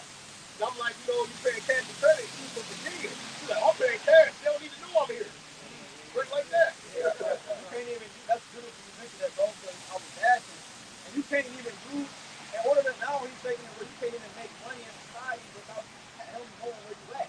Like them apps, you can't use them apps without your location. I was gonna say every app on your phone. So even if you don't do it for one app, all 30 other apps is on. So, like you said, you can't get around it. And it mentioned here, it says, you see me when I travel and when I rest at home. Right. I seen they hack into a Wi-Fi router and they can see through walls. They give them X-ray vision to see you in your house. Well, Eric Snowden, right, he was a part of the, what is that shit called? CIA? Yeah, Eric Snowden, he had a high-level position. Right, see that movie Snowden? Remember that shit, that whole extravaganza that was taking place? Even what's that dude's name? Mark Zuckerberg. He even put, is it Mark Zuckerberg? He put tape over his camera, over his microphone. Oh, and just recently, you had over there in France, right? They just passed some type of legislation to where they can turn on your camera, listen to what you're saying, and shit like that, because of the situation and the protest that's happening over there, man. So that's the direction that the society is going in general, man. It's just an NWO. Okay? Lord must be order before. It's a new world order, man. Okay? And that's a part of it. I was just going to say, speaking about what this devil setting up, and when you look at it carnally, like it is ingenious, but spiritually, it's like the elder Yahweh always said, it's like the dumbest shit ever. A judge can come up with it. Right. You know what I mean? Like, so, and it's already written what the last end will be. The kingdom of YAHWASHI. So this is all moot. It says, what's our second? I got it, Revelation. Go to it right now. Go ahead. This is Revelation, chapter 13 and 16. And he caused them all. Now you start up above. I got you. Start up where you talk about the miracles. Yep. I got you. Cool. This is 2nd Ezra 13 and 14. And and deceiveth them that dwell on the earth by the means of those miracles. Right, and the miracles is talking about what is technology, man. Right, because when you go into the definition of it, they're gonna say that which transcends the common course of nature, man. And we all know that this man he has plans, like literal plans on what merging what man with machine, right? That ties into what the sea hip, man, because that's what's gonna integrate you into what this system that's before you, man. He's basically making everything what like visual, man. Yeah, You you know go what I'm saying? integrated into the internet of things. Right, why? You go, yep. Brother made the point, the Internet of Things, and you got something called the Internet of Bodies, man. All right, so basically, if everything around you needs to be scanned, you gonna have to be scanned as well. All right, that's how it's gonna work. Because right now, you do what? You make cashless payments and transactions with your phone. Some people, you know what I'm saying, got other credit cards, but he wants to eventually get into a point where you are the QR code. I got this word, man. I got this word translated. It says to believe for theory that human race can evolve beyond its current physical and mental limitations, especially by means of science and technology. That's why it uses the prefix trans, because they're trying to go beyond. Right. You know, they're trying to go beyond what humanity is per the definition of miracles. Right. Like I said, transcending. Right. Transcending, transcending. Which shows you that this nigga a devil because in Genesis it shows you that the Lord created this and it was good. So it was already a perfect fit when the Lord wanted it to be. Right.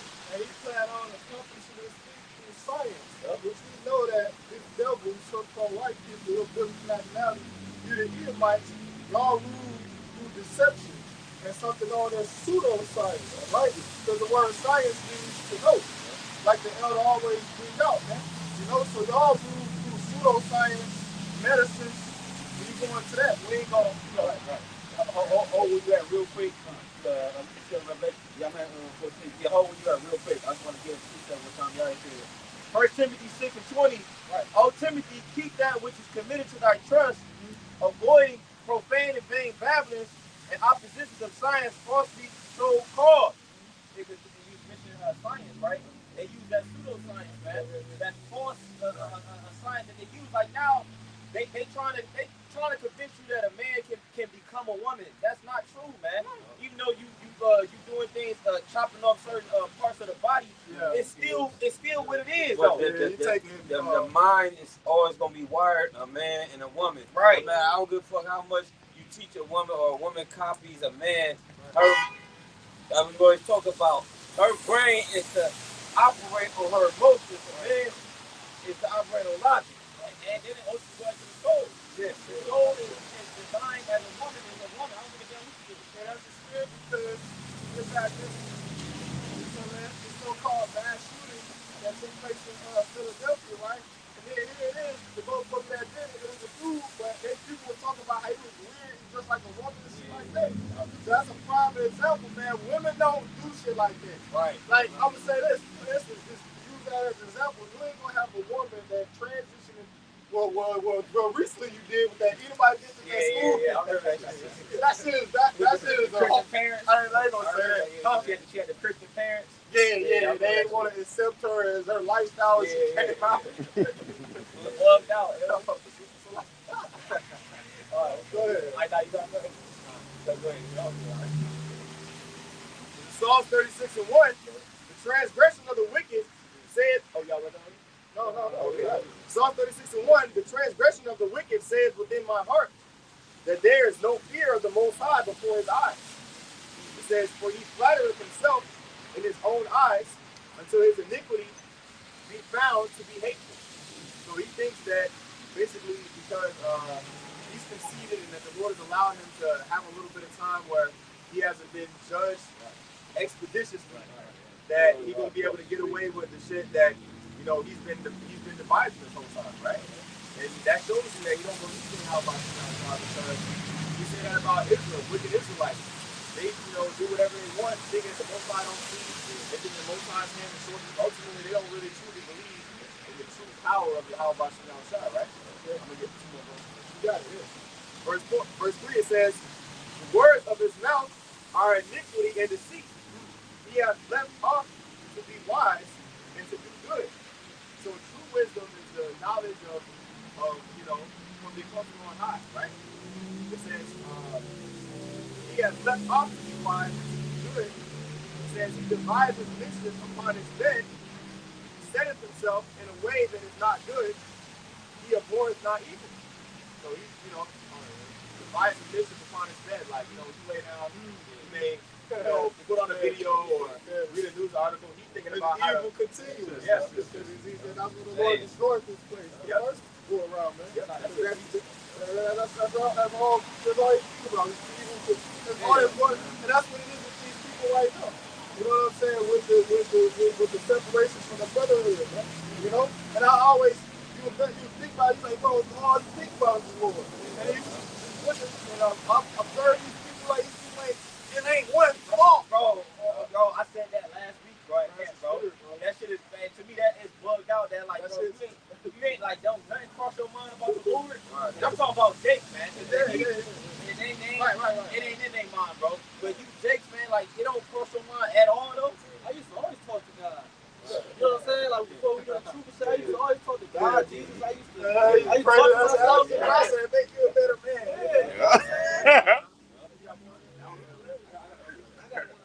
I got one too back. This is Isaiah 47, verse 7. And thou saidest, I shall be a lady forever, so that thou didst not lay these things to thy heart. Neither didst remember the latter things of it. That's referring to America, man. The Lord, okay? Mystery Babylon the Great. You, like you say, you have this personification of being like a lady, you know, lady liberty and all of that. Pretty much being delicate, you know, being beautiful forever. So, you didn't lay these things to heart. The prophecies, man. You know, you didn't lay these things to heart and remember the end of it. Right. I got a quick one. This is Ecclesiastes 8 and 11. Because sentence against the evil work is not executed speedily, therefore the heart of the sons of man is fully set in them to do evil. Right, because the judgment, you know, like it says in Psalm 50, we thought the Lord was with all the other one at the show. You know what I'm saying? But they're trying. But that's the pride of this devil, man. You see, because the Lord got a set time and measurement for everything, man. He had to let you fulfill and reach a certain pinnacle in your wickedness before he actually moved, man. But you took it upon yourself as if the Lord was actually working with you, man. Right. Like for your betterment, for the us to be destroyed and for you to reign on top and then ultimately overtake the world. Right. That's why when we read the book of Maccabees, I believe the Maccabees, the 6th chapter, the scriptures go into the fact that the Heavenly Father deal with us until they come into the fullness of their sin. So the prophecy's got to be fulfilled. So that's a part of the prophecy. You got to come to your fullness, to the height of your sin when the Heavenly Father is going to cast you down and destroy you. Man. It's all according to the prophecy of the Heavenly Father. And none of the prophecies of the Heavenly Father, you know, the scripture says, Isaiah 34:16, it says, no one of you shall fail, according to the prophecy. Okay? So everything gonna come to pass that's written in this book, man. So I got one of this. I'm back up together. In Psalm 36. This Titus chapter 1, verse 15, it says, unto the pure all things are pure, and unto them that are defiled and unbelieving is nothing pure. Right. When you look up the scriptures in Psalm, it says Heavenly Father's word is purified 7 times, right? So the scriptures is pure, and then the souls of the elect are pure. So it says to the pure all things are pure, man. So you're gonna the pure, the ones that the Heavenly Father has slated for salvation, Lord willing, you have that number. They're gonna believe every single word, man. Matter of fact, give me real quick, Sirach. Hold you that real quick. I'll go to Sirach 33 and 3. Whoever get it, because that link up perfectly with that, man. Because that's the thing, you gotta trust in the scriptures, man. And 2/3 of our people, they don't believe in it, man. You mean to tell me you was a man that walked on water before? You mean to tell me you was a man that was healing people without medicine? God in heaven is dealing with joy. Right. And you mean to tell me you're a black man? That they can't get the concepts of the scriptures, man. You got that? Go ahead. Ecclesiastes chapter 33, verse 3. A man of understanding trusteth in the law, and the law is faithful unto him as an oracle. Bro, it says the law is faithful unto him as an oracle, man. the law is really the whole scripture, man. It's really from Revelation all the way from Genesis all the way to Revelation, man. All right, now of course you have the law of Moses, but a precept, when you look at the word precept, it just means what? Law. You know what I'm saying? So when brothers say give me a precept of Revelation, that it's really, yeah, it's really throughout the entire scripture, man. Yeah, because all the words, you know, we know the word is true. Right. You know what I'm saying? It's all going to come to pass. That's why I said the law is faithful to him. You know, the Lord is faithful that promise. Right. And then what does the oracle do, man? Oracle what? It helps guide you. You know what I'm saying? Right. So I'll give you about that. So that's basically what the wisdom is likened to, man. It's a guide. You know what I'm saying? And going back to YAHWASHI was saying, can you bring that back out? The book of Titus, chapter 1, verse 15, and it reads, unto the pure all things are pure, but unto them that are defiled and unbelieving is nothing pure. Right. So to them that's undefiled ain't nothing pure, man. So they don't believe nothing the scripture say, man. And then going to the root of that word pure, because it's going to give you some more insight. But these people don't believe in the scripture, then that's okay, man. Our job, what the scripture about convince the gainsayers. That's what we're out here to do as well. But our job is not to make you the elect. We don't even know we the elect, bro. So we ain't trying to beat you over the head with the scriptures. If you don't get it, man, to hell with you, man. We husband. Right. We plant, we sowing seeds. Right. And it's a spiritual seed. We're not literally out here, you know what I'm saying, sowing actual seeds. We sowing spiritual seed, which the seed is the word. Exactly. The 8th chapter. Yep. You know what I'm saying? And then even Apostle Paul said that to the Corinthians, right? He said Apollo's water, paraphrasing, but the Heavenly Father did the increase. So yeah, we just plant the seeds. You water it by what? By constantly pushing His word. There you go. Because Scripture says, our Lord Yahushua Mashiach said that. He said that he that believeth on me, as the Scripture says, out of his belly shall flow rivers of living water. And that's what you use to grow and cultivate seeds into, you know, when it's what is the seed, man? Watermelon seed. Go ahead. You got that word here? It's in the Greek, G3303, the word.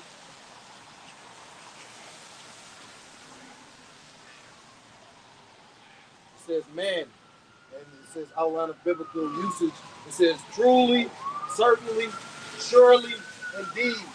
Right.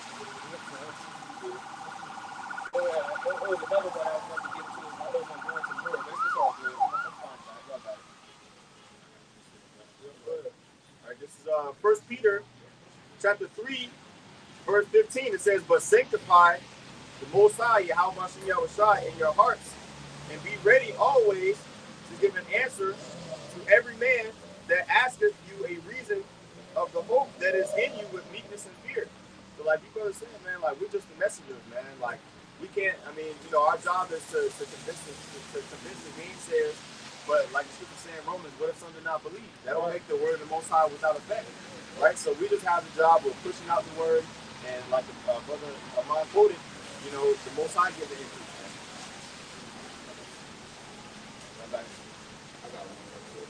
That's in 2nd Ezra, chapter 1 and 36. It says, they have seen no prophet, yet they shall cause their sins to remembrance and acknowledge them.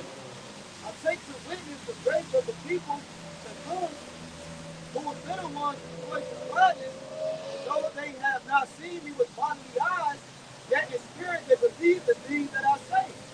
Right, there's not a certain group of men, all right, and believers, like that's going to believe the word that's actually being expressed, all right, through the spirit of power, YAHWASHI, man. It says, and now, brother, behold what glory, and see the people that cometh from the east, unto whom I will give for leaders Abraham, Isaac, and Jacob, who says, Amos, Micah, Joel, Obadiah, Jonas, Nahum, Habakkuk, Zephaniah, Haggai, Zechariah, Malachi, which is called also an angel of the Lord. And what you going to that word angel just means a messenger.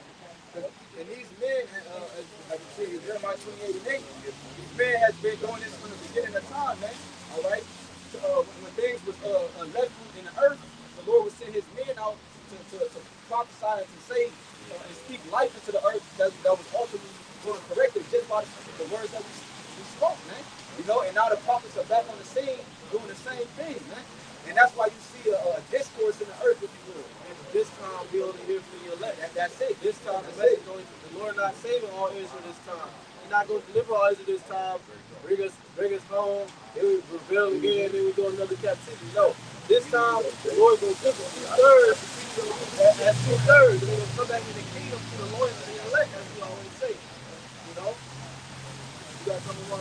Yeah, according to the Doctrine. Isaiah 28:8, it says, the prophet that has been before me and before thee of old, Jeremiah 28:8, it says, the prophet that has been before me, before thee of old, prophesied both against many countries and against great kingdoms of war and of evil and of pestilence, man. And that's just going to like basically why we out here, man. We out here to what? Prophesy against this place, man. Prophesy against everything that's coming against the YAHWAH, his ways, man. Like casting down the imaginations and every thought that is exalting itself against the knowledge of the Heavenly Father. Right. And he also coming out here to warn, because the only ones that's going to take heed to the word of the elect. Exactly. Everybody else is going to walk on feelings and continue in their darkness. They're going to continue on their darkness, man. You know? I got a precept to back you up. Well, back up what the brother was going into. Isaiah 11:11, and it should come to pass in that day that the Lord should set his hand again the second time. The second time to recover the remnant of his people, which should be left from Assyria, from Egypt, from Pathros, from Cush, from Elam, from Shinar, and from Hamath, and from the islands of the sea. And he should set up an ensign for the nations and should assemble the outcasts of Israel. Right, so we that sign, man. Right? Because the scriptures speak about what? Israel seeking for a sign. Or what is it? I got you. You know what I'm talking about, bro. Isaiah chapter 19. But no sign shall be given to him, but Joel is the prophet. So we notice that's the one I'm talking about. Don't your generation see the sign? That's what I'm talking about. This is Matthew 16 and 40. I got it. It's Matthew 16 verse 4. It says, a wicked and adulterous generation seeketh after a sign. Right there, because they want you, for example, they want you to do miracles and stuff like that. They want because that's the authentication process for these people. If you are an official man of the Lord, or got money, a nice big temple, God. What did it say? Blesses him that believeth without sin. Right. Yeah, right. It says, and there shall no sign be given unto it, but the sign of the prophet Jonas. Right, because you was reading Isaiah 11. You was going into, you're going to set up an ensign for the people. This the indication right here, man. This the sign right here. We waving the banner over here. You know what I'm saying? Wasn't crying in the street. Yeah, that's right. It says, and he left them in the port, man. Yeah, so this is that sign, man. You know what I'm saying? The scriptures talk about that, like throughout the scriptures countless, man. That we're going to select as an ensign. You know what I'm saying? So that's the thing. These people don't understand. They don't understand like what's happening right here, man. Well, yeah, and it's the same thing. Because it happened multiple occasions. You know what I'm saying? Repetitively, if you would, for lack of a better term, when you read about with Paul, when he was in Athens, what is that? Acts 17, right? And he was disputing with the Jews in the synagogue, going back and forth with them, reasoning out of the scriptures. And then it said, and then you had stories in there, Epicureans, and they came out and they could hear something new or tell something new. And what would they say? They said that they brought him to the magistrate, right, to the priest. Like, what is he talking about? They brought him from Babylon. Break this down. What he brings new things are you? What are you talking about? So it's the same thing. That's why. Acts chapter 17. And you just gave me like a context of what the story going into. He was in Athens. Go ahead. Acts chapter 17, verse 16. Now while Paul awaited for them at Athens, his spirit was stirred in him when he saw the city wholly given to idolatry. Right. So Paul seen chicks just right.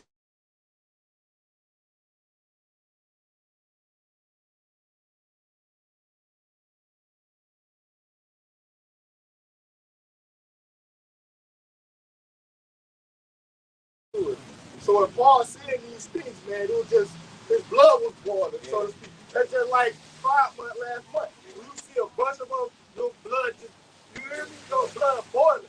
Because that's really the spirit of the Heavenly Father. That And that's how you know a righteous spirit will within you, bro. Like when you see wickedness, and it literally, bro, yes, you be like, get all hot all over, get all hot. Yeah, right. That's your righteous spirit within you, man.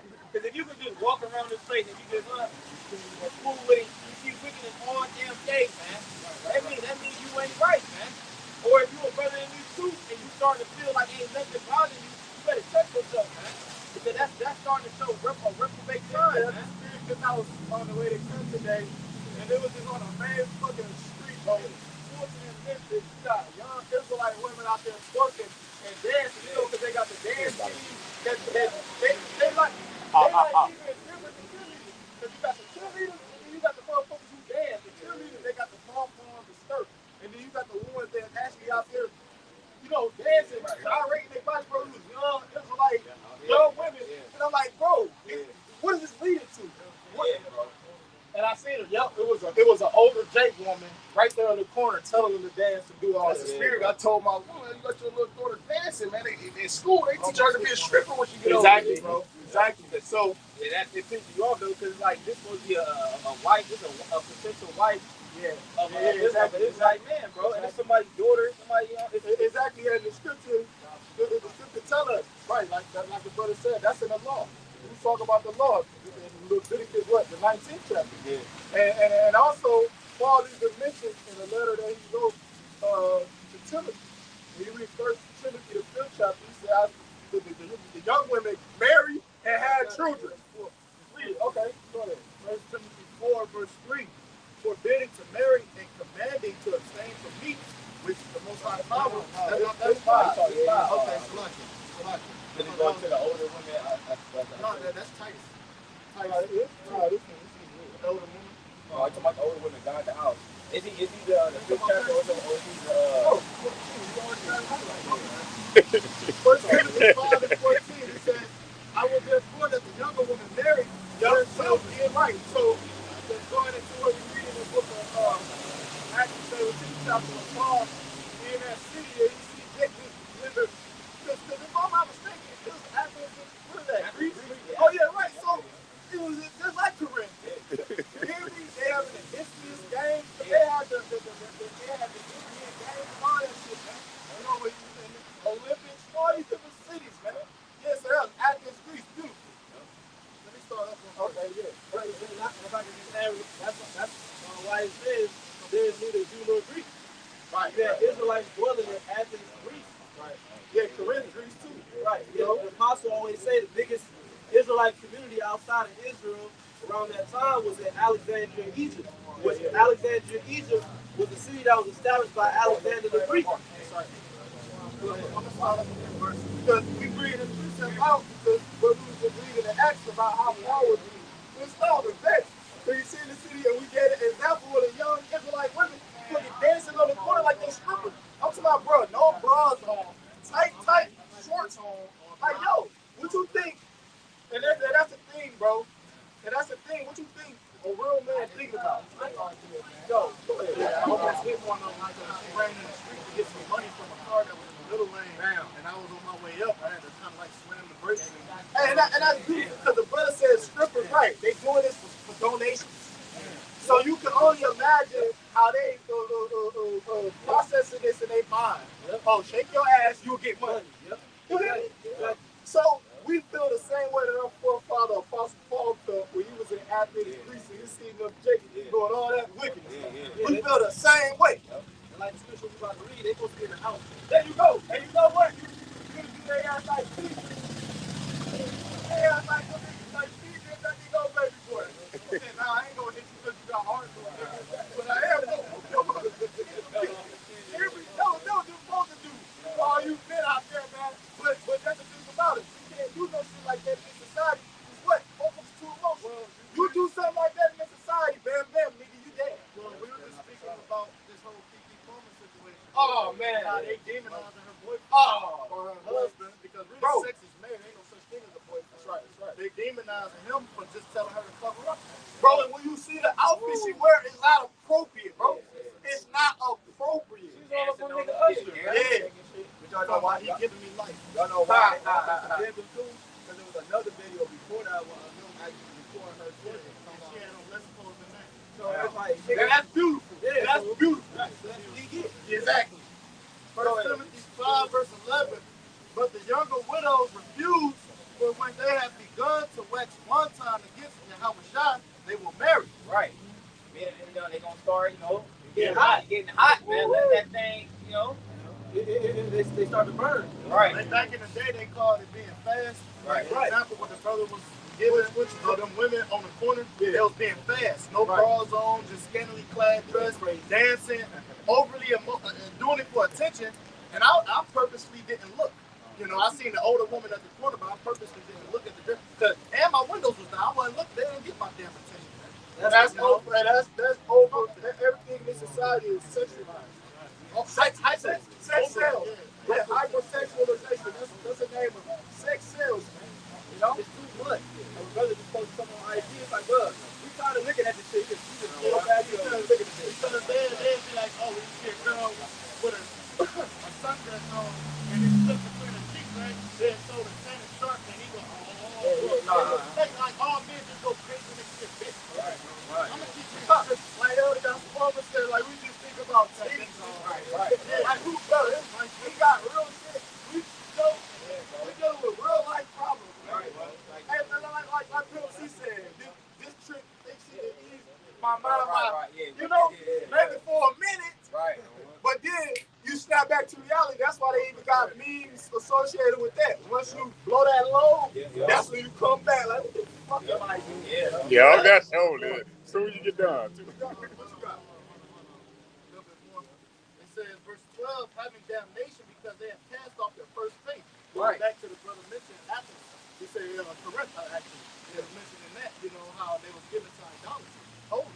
But it's not just men. Yeah, it wasn't just the men, it was the women too. It says, having damnation because they have cast off their first faith, and with all they learn to be idle, wandering about from house to house. And not only idle, They learn to be idle, and they even got a saying that said, an idle mind is the devil's workshop, or the devil's playground, or something like that. So that's why you want to constantly, especially in an environment, that's why I always, how Ruben is. But brothers just like that in general, some brothers. But me, I don't gotta be doing shit, bro. I'm about to sit there to dust some thoughts, and then they fester, and you act. It says, but tattlers also and busybodies, speaking things which they ought not. And like the video that went viral of some other little baby mama, she was in the car with her friends, right? With her baby, talking about her baby father. He's going nowhere. That nigga locked down. I got him on lock, this and that. What happened? He pulled up and started hitting at the car. He pulled up and started shooting at the car. Child baby mama there. All the shit on Instagram doing what the scriptures tell them not to be doing. Celebrating, talking, and motherfucking gossiping, doing all this other shit. It's unnecessary shit. He came through and started shooting up the car with her in there. She run in the house, still on live. Then she gets to apologize. Yo, so that's why the Heavenly Father giving the position of our young women where they need to be. They need to be under their father, right? And Lord, when their father is in the truth, because a woman who got a father that's not in the truth, they got something called as a daddy's girl. And then he wrapped around their finger. That's what they say. Wrapped around their finger meaning what? You don't do anything. She say jump and you gonna say how high. You don't need no father like that. That's even worse. Right, I was talking to this chick in the world. She was a dancer, but she said she was a daddy's girl. Right, no authority, no spineless, no backbone. You got the mama's boys. Right. Backwards. I was wondering, how did she supposed to take that with both parents? Exactly. What's she saying? Saying that the foundations of the earth are important. Right. And that's a part of the foundation. The man and woman structure, they not in their respective roles. That's why everybody upset. Men upset because they call them incels because they're not in their respective role, being able to lead and provide like a man and put their foot down and be respected. And the vice versa for women, they in the man role being respected as a man. Now the thing is, we ain't out here trying to change this shit. We telling you to come out of this shit. This shit about to get destroyed. Ain't no hope for this place. We're not saying all this because we need to move into another direction and help black relationships. Yeah. This place about to be destroyed, man. You shouldn't want to stay here knowing what we saying. That's what niggas say in the world. Like, you got another clip that just went viral. It was either the dude Chico Bean or the other one on the 85 South Show. Okay, yeah. And he was talking about we just need to bring together, and that way we can get rid of generational curses. Look, my nigga. Carlos Miller, the water, I use this brother's with me. Carlos Miller, right? He talking about coming together and then you know, pass it down to their sons and their sons, and that's how we get rid of generational curses. That ain't the answer. Right? Hey, what nigga Kanye West tell Sway? You ain't got the answer, Sway. He was cussing that nigga out. I love that video, bro. He was cussing Sway out. You ain't got the answer, Sway. You ain't been doing the education. Yeah, that's right, bro. So it's the same thing with these other jakes that prop themselves up in a position as if they some type of leaders and you should be following them. Just like another position in the book of Acts. No, you good. But the Lord set them up as a means of perception to deviate what we don't want. Well, that's beautiful. See, you ain't throw me off at all because what I was going to say is in the book of Acts, you had the 5th chapter, you had Theodotus boasting himself to be something with some of them. Matter of fact, go there, Acts 5. He was talking about they died, but the brother made a beautiful point that that's the Lord set them up just for that purpose right there. Because he don't want you. He wants you to walk off the cliff. Go ahead. Acts, we ain't telling people to walk off the cliff. Let me clarify that. You know? It's Acts chapter 5, verse 36. For before these days rose up Judas, boasting himself to be somebody, to whom a number of men, about 400, joined themselves, who were slain.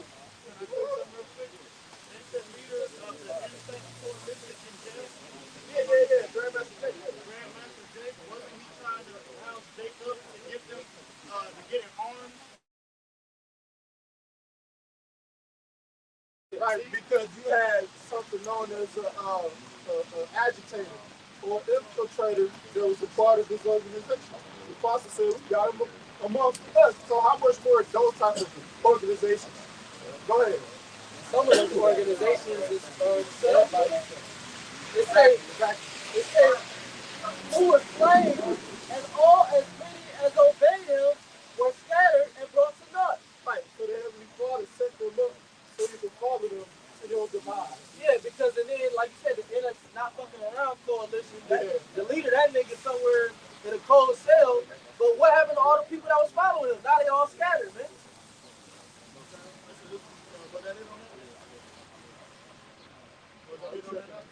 Nah, yeah, that's the point. Well, it's more because it goes to another individual. Yeah. Verse 37, after this man rose up Judas of Galilee. Yeah, Judas of Galilee, because they're going to say, go on, during the year what? Like, it says, after this man rose up Judas of Galilee in the days of the taxes.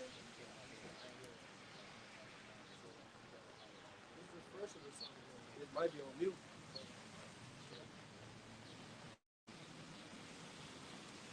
I mean, if it was no sound, somebody should have said something on the comment. It's still 5 people watching. I mean, I go ahead. I take the sound earlier. I don't know if it's on this page or the other page, but it was sound. Let's check it on another phone. Oh, okay. We're good. I'm about to say, don't do me. Acts 5 and 37. Right. After this man rose up Judas of Galilee in the days of the taxing and drew away much people after him. Right. And when you go into this individual, it's going into the founder. Y'all good. Okay. Right. Judas of Galilee, when you go into the history of it, if I'm not mistaken, it's going into the founder of the Zealots. Because that's why it says in the year of taxation, going into Augustus Caesar, when you read Luke, the 2nd chapter, right? So that's what it's going into, and that's when the Zealots They came out of that, okay? So those are the people that he led away, because that's what the Zealots was known for, because they didn't want to be taxed. And they wanted to move the Romans from occupying out of Jerusalem. So that's how they wanted to go about it, by taking their arms. So that's who this Judas is talking about. He's like the founder of the Zealots. Go ahead. Acts 5:37. After this, man rose up Judas of Galilee. When you go into the history of it, like you look them up on Wikipedia, it lines up perfectly with what it's talking about. It says, in the days of the taxing, and drew away much people after him, he also perished, and all, even as many as obeyed him, were dispersed. Were dispersed. Go ahead. I was going to say, that's why the apostles always say, when that see him come out, it's going to be a great mix-up amongst Israel, man. It's going to be a great dispersing, scattering amongst the people that follow these false shepherds, man. That's ultimately what the Lord wants, because he said, what? Bring not that much today, but rather division. So you're going to have certain people, all right, that's going to be led astray to go down that deceptive path. Ultimately, because the Lord didn't choose. That's the blind lead the blind. Back to this out, 1 Timothy 5:14. It says, I will therefore that the younger women marry. Yeah, right. So that's the will of the Heavenly Father for you young and not you. We got our place. So the young women, they're talking about the young Israelite women, man. You know, the so-called Negro, Latino, Native Indian young women, man. Like the young women that was on that corner. Because guess what? You don't see no other nations or ethnicity of young women gyrating and dancing provocatively on the side of a busy corner. But you had those guys that was teaching, and they was right by the store, and the big woman was going in, and they was talking to the Ishmaelite-looking guy, I believe it was Ishmael, and they was pretty much condemning it. And he was siding with them. Yeah, I seen that. She walked away and all hurt. Yeah, how she was dressed. Yeah, because of how she was dressed. And that's just a prime example, one of many. You know what I'm saying? Like you said, do you see this amongst other nations of women? No. Yeah, I know. A little bit more. It says, I will therefore that the younger women marry, bear children, God knows what? There you go, man. You're supposed to bring forth, okay? Yeah, exactly. And to that, there you go. That also, if she brings forth children, that means she's married then. Exactly. You know like, so that's the thing with our women, man. They want to be, they got a Jezebel spirit on them, man. And then, granted, we're in hell right now, you know? So we can't really treat that how we supposed to, right? You know? And they do it. They're not like, Walk. compete to see, and not be getting profit out of that. You ain't doing it to nurture and be a mother, or up to be a woman who will serve a man. Right, because marriage is a business agreement. So what? Because it's a process according to our heritage and our law. Right? You know, you're supposed to what? If you take a man or woman, you're supposed to give him a what? A dowry. It's an exchange. You get a father a dowry. You know what I'm saying? And if your woman, her family got money or whatever, you inherit, so on and so forth. Yeah, because we're going back to that what's known as arranged marriage. Right. You know, whereas the father, like you said, would either marry off his daughter, or unless she was, taken, of course, but he will marry her off, man. And he said that you got a daughter, you will pretty much perform a weighty matter. Right. And it always, the arranged marriage is not always, but they usually work out better. Because women are just pick a man based on, like, I like to color his eyes. I always bring it out. The hazel eyes. Women are fucking captivated by them hazel eyes, man. And then when a nigga got like so-called good hair, they choose their husband based on those things, man. So they all want my kids to have them color eyes. Right. That's why the scripture say that the father give his daughter away to a man of understanding. Yeah, they choose off of physical attributes and characteristics. The Heavenly Father looked at the inward man and the men of Israel. That's what we're supposed to do, right? So 2/3 of them, they not doing that, but the brotherhood, we doing that. Start with the apostles and the elders. You have great Millstone, but go ahead. It says, guide the house. Guide the house, right? You're supposed to take care of the house. That's what you're supposed to do. You ain't supposed to be gathered abroad. Like, go driving around these Honda CRVs and shit. And these Nissan Altimas. And these Honda Odysseys. With the fuzzy shit on the steering wheel. With the eyelashes on the light. Because a lot of our women are, like if they're going to say, I ain't jumping the gun, but say already given over to Satan. A lot of them are.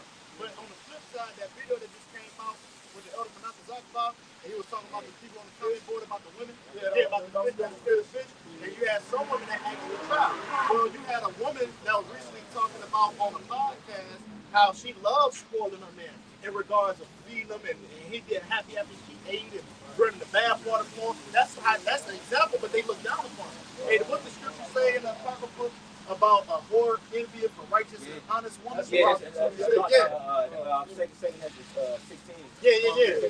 You know, pretty much they look down upon a woman like that for that, man. So I'm gonna just finish this little bit out and y'all got it. It says, give none occasion to the adversary, which is Satan, to speak reproach of our enemy with shame. Go ahead. No, I was gonna say what's crazy about that. You say they look down on women like that, and if you look at the comments, they'll say like, "Oh, she don't respect herself." But meanwhile, so you telling me her serving her man is her not respecting herself, but her just like a whore, prostituting herself, and all that. You know what I'm saying? Living that type of lifestyle, that's self-respect. That's you living in your own skin. Made me think of that situation with the one broad from what's that show, The View, that married Young Jeezy, the Asian chick. Yeah. Remember, she got all that backlash, and she literally said it. Like basically, when she married him, she gonna basically cater to his needs. Right. And they, you know, what their platform is, women. They let her have it. Right. You probably have to take the paper to say that. Real quick. Finishing this up. 1 Timothy 5:15, it says, for some are already trying to sign up for sickness. Right. And that's what you got going on, man. Like, because they're the weaker vessel. They don't know how to, that's why a man is a head for protection. They don't even know how to protect themselves first physically. So how much more spiritual? Right. If you can't even protect yourself in a physical capacity, how much more spiritual one, bro? Right. Come on. Right. This scripture Irish was quoting where he wanted. 2 Ezra 16, verse 49. It says, like as a whore envieth a right, honest, and virtuous woman, so shall righteousness hate iniquity when she decketh herself, and shall accuse her to her face when he cometh, that shall defend him that diligently searcheth out every sin upon earth, man. Yeah, you had recently T.I.'s daughter, who happens to still be a virgin allegedly, come out and say something, and I made a comment on social media where I said she got more value than most women who out here just sleeping around. And I got a lot of all American women over the age of 18, she got more value. She got more value than them. And when I put it out there, I got a lot of backlash about it to the point where I deleted it. But the point being, you know, they really envy them, even though they are talked down against them. They really envy that because they know that that's their purity, their virginity. Yeah, and that's the same position that these different Jakes and podcasters is coming from too. Right. Fresh and fit. That's all they talk about. Kevin Samuels said that. Yeah. Andrew Tate, every one of them. Coach Greg Gallagher. You go on these different podcasters, Jakes on YouTube, they all saying the same thing. Basically, what the brother was just listening. They're just fresh and fit. Yeah, the guy on there, I forget his name, but you got the guy on there that's the main host. Yeah, he made the statement that he was talking to a chick. It was just a small little slip. He was talking to a chick saying, would you rather have a woman who got multiple kids but she's a millionaire, or have a virgin who's not a millionaire? He said most men would prefer the woman without kids because that's other men's baggage. No, that's not my responsibility. Exactly. And she couldn't grasp the concept because she's like, well, she's a millionaire. But it ain't about that, man. Yeah, because men go facts and go to feelings. Right, and just like I said, like these podcasts will say that, Kevin Samuels will tell you that. We ain't worried about how much money we got. I mean, it don't matter to me. You ain't gonna steal She already been molded. When she a millionaire, just because she's a millionaire, when she got all the kids, a nigga already molded her. Already formed her. She's not gonna spend money on you. No one. That's the point. That's the point. That's the crazy part. Facts, bro. Like the apostles going into this week, man, the so-called black woman doesn't have a brain. They don't have brains. You know what I'm saying? Because it's not actually doing anything in their head.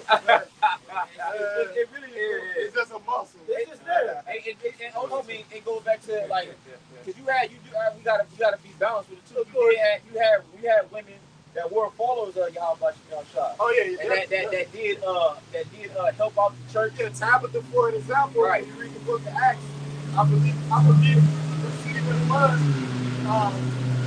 when Tabitha was from, what city was that? Because they asked Peter to come. He was in Joppa, I want to say. But I'm just giving an example, brother. They kind of did it of like what the brother was said, women. It was Tabitha, and her name was Dorcas. She died and they called Peter, because she made the garment and everybody was weeping. Okay, Joppa, the water. And another woman too, like when Peter, when he was incarcerated, and the angel came to release him, he went to the gate and knocked on the door. There was a woman that came and went back and told her that they said, "Thou art mad." So just giving multiple examples, and then also, like the brother said, it's a balance. When you read Romans, the 16th chapter, when you start at the top of the verse, it goes into who? Phoebe? Is it Phoebe? Yeah. Lois?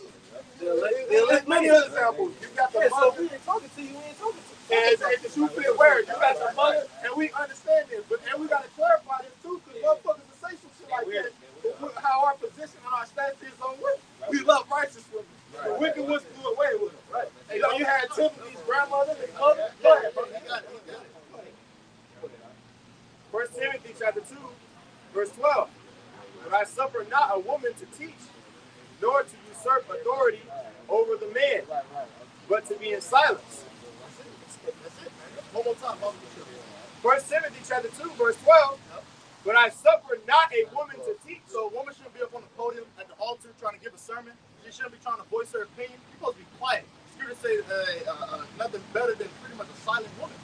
Okay? We ain't even supposed to have a woman in it. Yeah. Not even a woman. Education. That whole setup is really like you're supposed to learn in the house. Right. The mother teaches the children. Right. And once you become a man, then you learn from your father the things that, how to be a man. Of course, as a woman, your mother gonna teach you, if it's a girl, she's gonna teach you how to cook. She's gonna teach you how to be a wife, right? You learn how to be a wife from your mother. You learn how to be a husband from your father. It says, like you say, man, these people, they need saving, man, and they don't know it. See, we know we need saving up out of this place, man. But you women, you need to be saved. And here it is, Esau is painting a picture like he's going to save humanity when the Lord comes to save us from him. A lot of them would feel as though they don't need a man for that salvation. They say, I'm married to Jesus. Right. That's what they feel. They feel, I'm married already, or I'm saved already. And then another perspective, you got, Israelites, man, right? I'm gonna put his name out there. That dude on YouTube, his name Derek Grace 2 or something like that. You know who it is? The dude with the dreads and tats all over his face, right? And he got multiple videos, it's online, right, of his daughter, because she's been breaking down guns since she was tiny. Because this is the type of mind frame that he is still in the woman. As long as you got a gun, nobody can shoot. You don't have to worry about nobody. So when she was breaking the gun down, because she do it blindfold sometimes as well, right? She was breaking the gun down, and he asking her, just various questions. And she was like, he said, is Gandhi, Jesus, or any man coming to save you? You know his daughter's response was, no, I gotta save myself. Come on, man. Giving her bullets and what side? Yeah, that dude. His name Derek Grace too. Yeah, his name Derek Grace. So he is a Republican.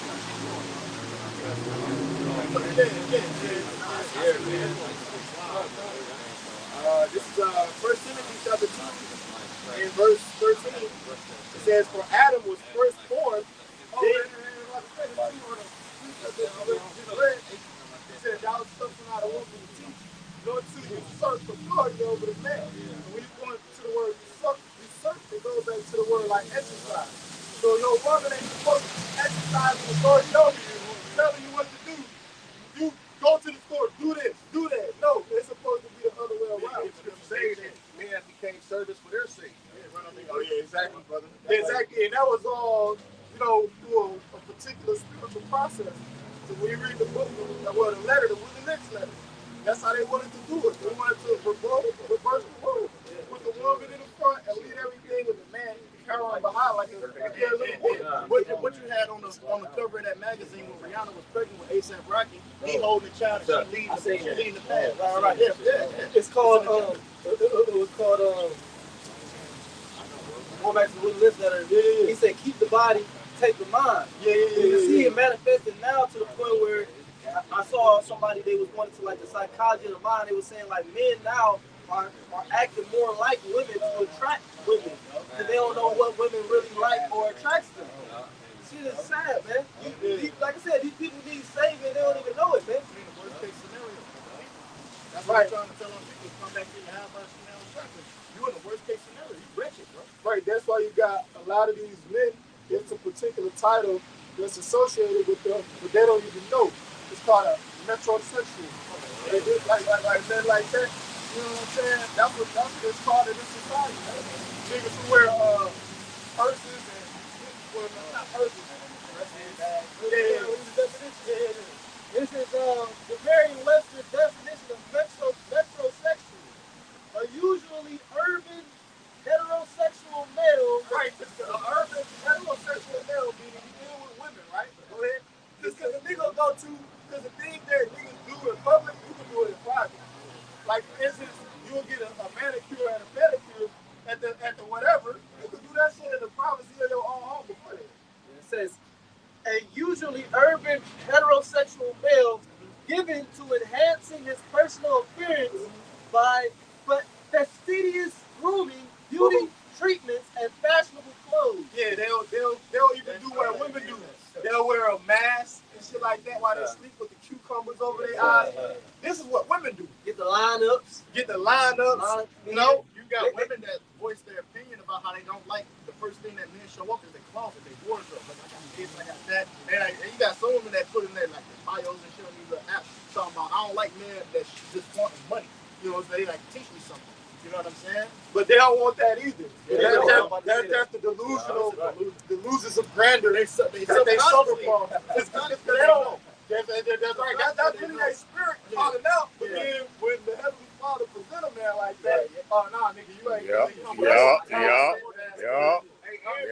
Exactly. Women hate men that's on into their self.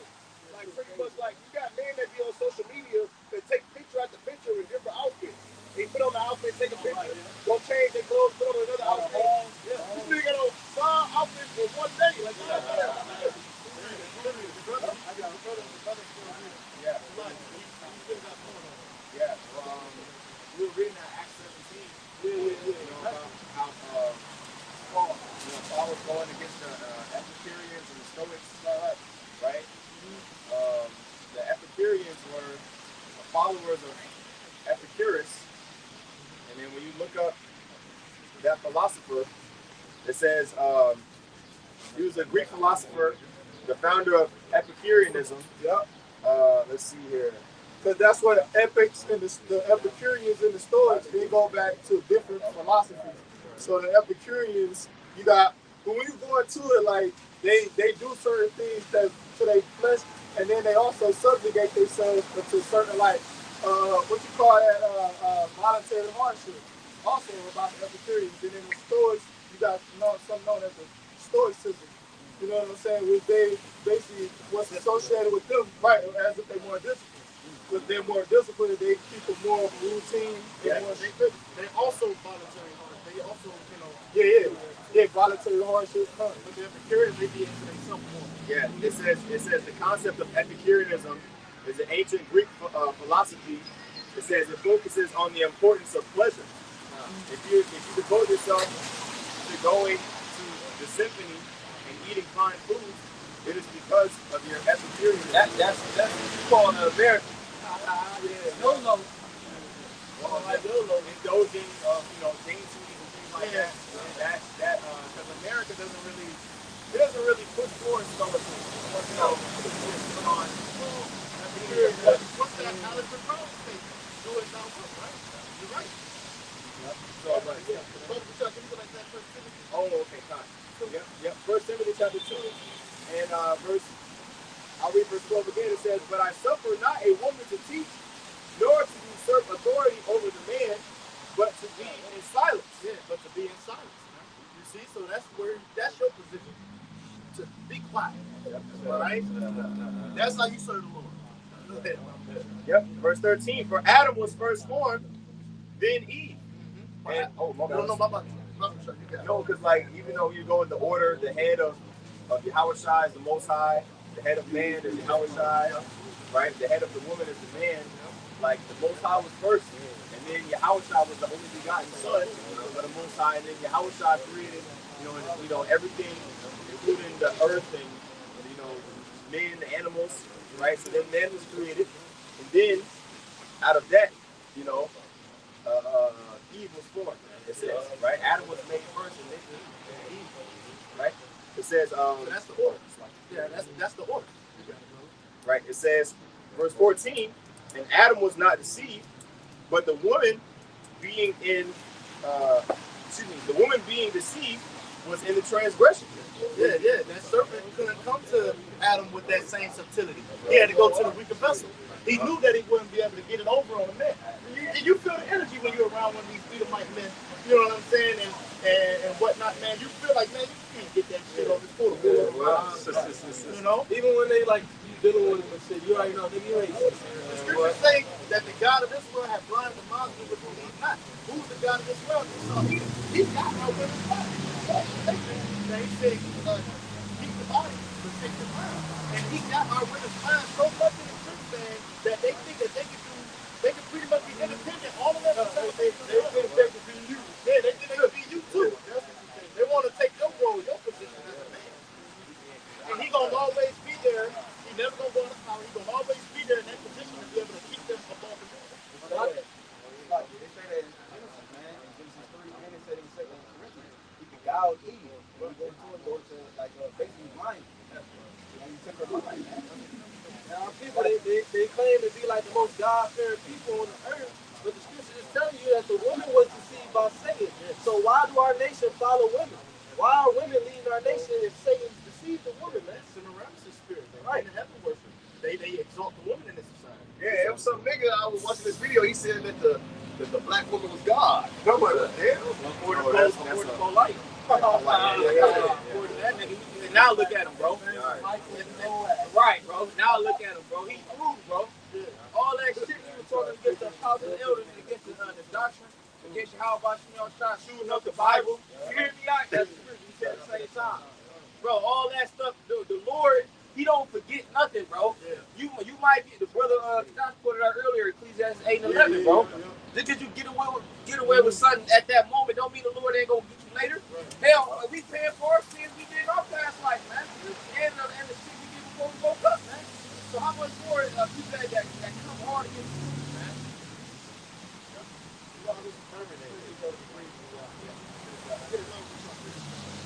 First Timothy chapter 2, verse 15. Notwithstanding, she shall be saved in childbearing. You know, so you got to be essentially acquainted with a particular man of the Lord, a man of the elect, all right, in order to be delivered. See, that's how you're going to be saved from the impending danger that's coming. Because what if they, you know, someone was going into it, he was making a statement about polite because he said he had a trial yesterday, and well, he's pretty much taking it to trial, but he's trying to buy time. You know, he said when you got all this evidence against you, that's what you're trying to do. But he was also making a statement about salvation. He said, what does salvation mean? Essentially, yeah, rescue from danger. If you're a truck coming down the street and it's about to hit you, and somebody pull you out the way, well, you were just saved, man, from that impending danger, man. All right, and so it said that the woman shall be saved by childbearing. So in order for you women out there that's so high-minded and independent, and you don't need a man, in order to be saved, this is the order in the house of YAHWASHI chapter. That's why it's 7 women shall take on 1 man. That's right. So we will eat our own bread, brought us up with. Isaiah 32, verse 2.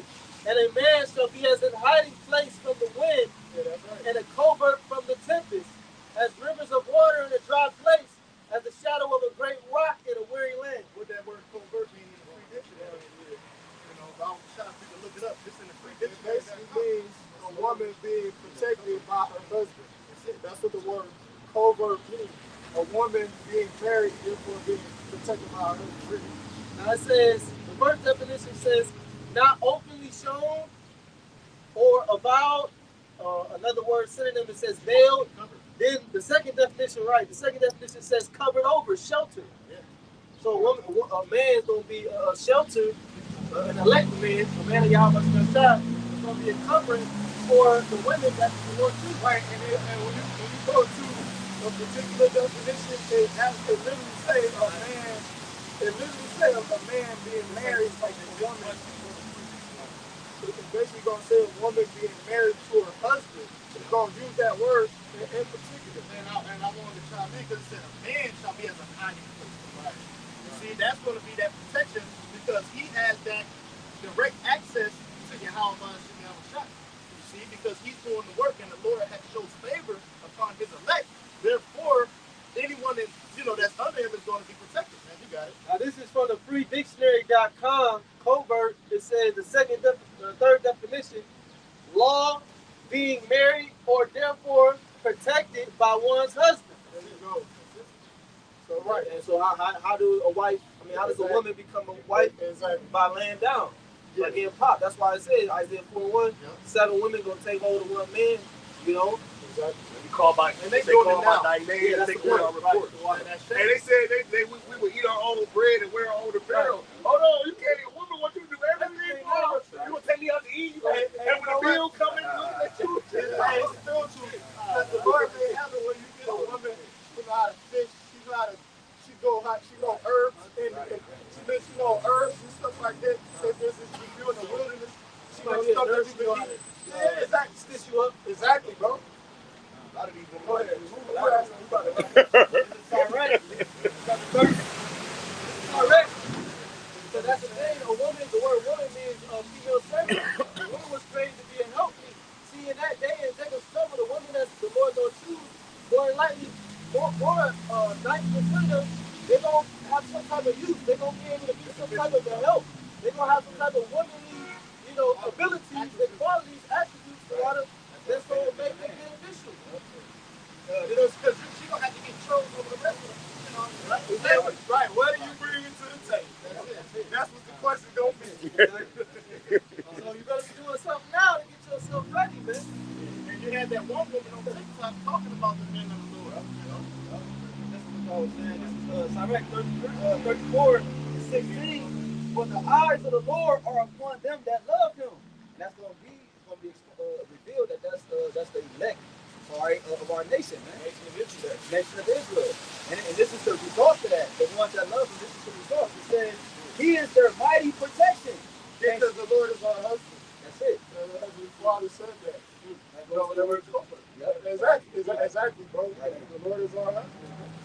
Okay. That's why you got something known as a wedding ceremony. That's why the Lord said that. That's what's about to take place. Because the word marriage means join into one, or if I'm not mistaken, join together, basically. That's what the word marriage means. The whole list. That's it, man. That's our husband. It says, he is their mighty protection and strong stay, a defense from heat. Ain't that right? Because that heat going into the destruction. Because that's what's coming to this place. And how could you be a what's up protection? Yep, it says, he is their mighty protection and strong stay, a defense from heat. Or a defense from heat. Yeah. So we go along with it. Oh, y'all know. For the definition of marriage, yes, why? I remember this from a minute ago, right? You understand? Because that heat going into the destruction. So how are we, the Lord, going to defend us from thermonuclear heat? Lord, what about the church? And like the verse said, that's verse 1. Go ahead, read. This is marriage. Definition via the Durban Bible Dictionary. He do. It says marriage is an intimate personal union to which a man and woman consent. Yeah, union, go back to the word union. Oh, he just dropped it. It means unite. Damn. Union. Go ahead, keep going. It says it's an intimate personal union to which a man and woman consent, consummated and continuously nourished by sexual intercourse. Yeah, right, because you got something known as a honeymoon. Usually what takes place on a honeymoon, he said when you hit a doorbell, It says, and perfected in a lifelong partnership of mutual love and commitment. Meaning it's not supposed to be, when I got frustrated with you or fed up, that you just, walk off. And you're not going to be in love day one. No. You're going to build towards that. Yeah, it takes time. And the word consummation, right, when you go into it, like I was saying, that's where you get the honeymoon from, because the word consummate means to make it official. So you'll walk down the aisle, you have your wedding vows, you say your I do's, and then you go on your honeymoon and you go in the hotel, and then you put the do not disturb. And then you make the marriage official by, just like our forefathers took Rebecca into the tent. It says, he strong stay, a defense from heat, and a covering from the sun at noon, a preservation from stumbling, and a help from falling. Without hopefully the Lord says, until some changes, man. Until the indignation be overpassed. Right, and I hope for falling because the Heavenly Father is our support system. He hold us up. So with that, we pray this and edify. I want to give all glory, honor, and praise to Yahweh, Yahweh, BAHASHAM, YAHWASHI, BAHASHAM, KAKADASH. love on the city apostles and the elders, the great Millstone, and the Abal, Babal. Walk level bull.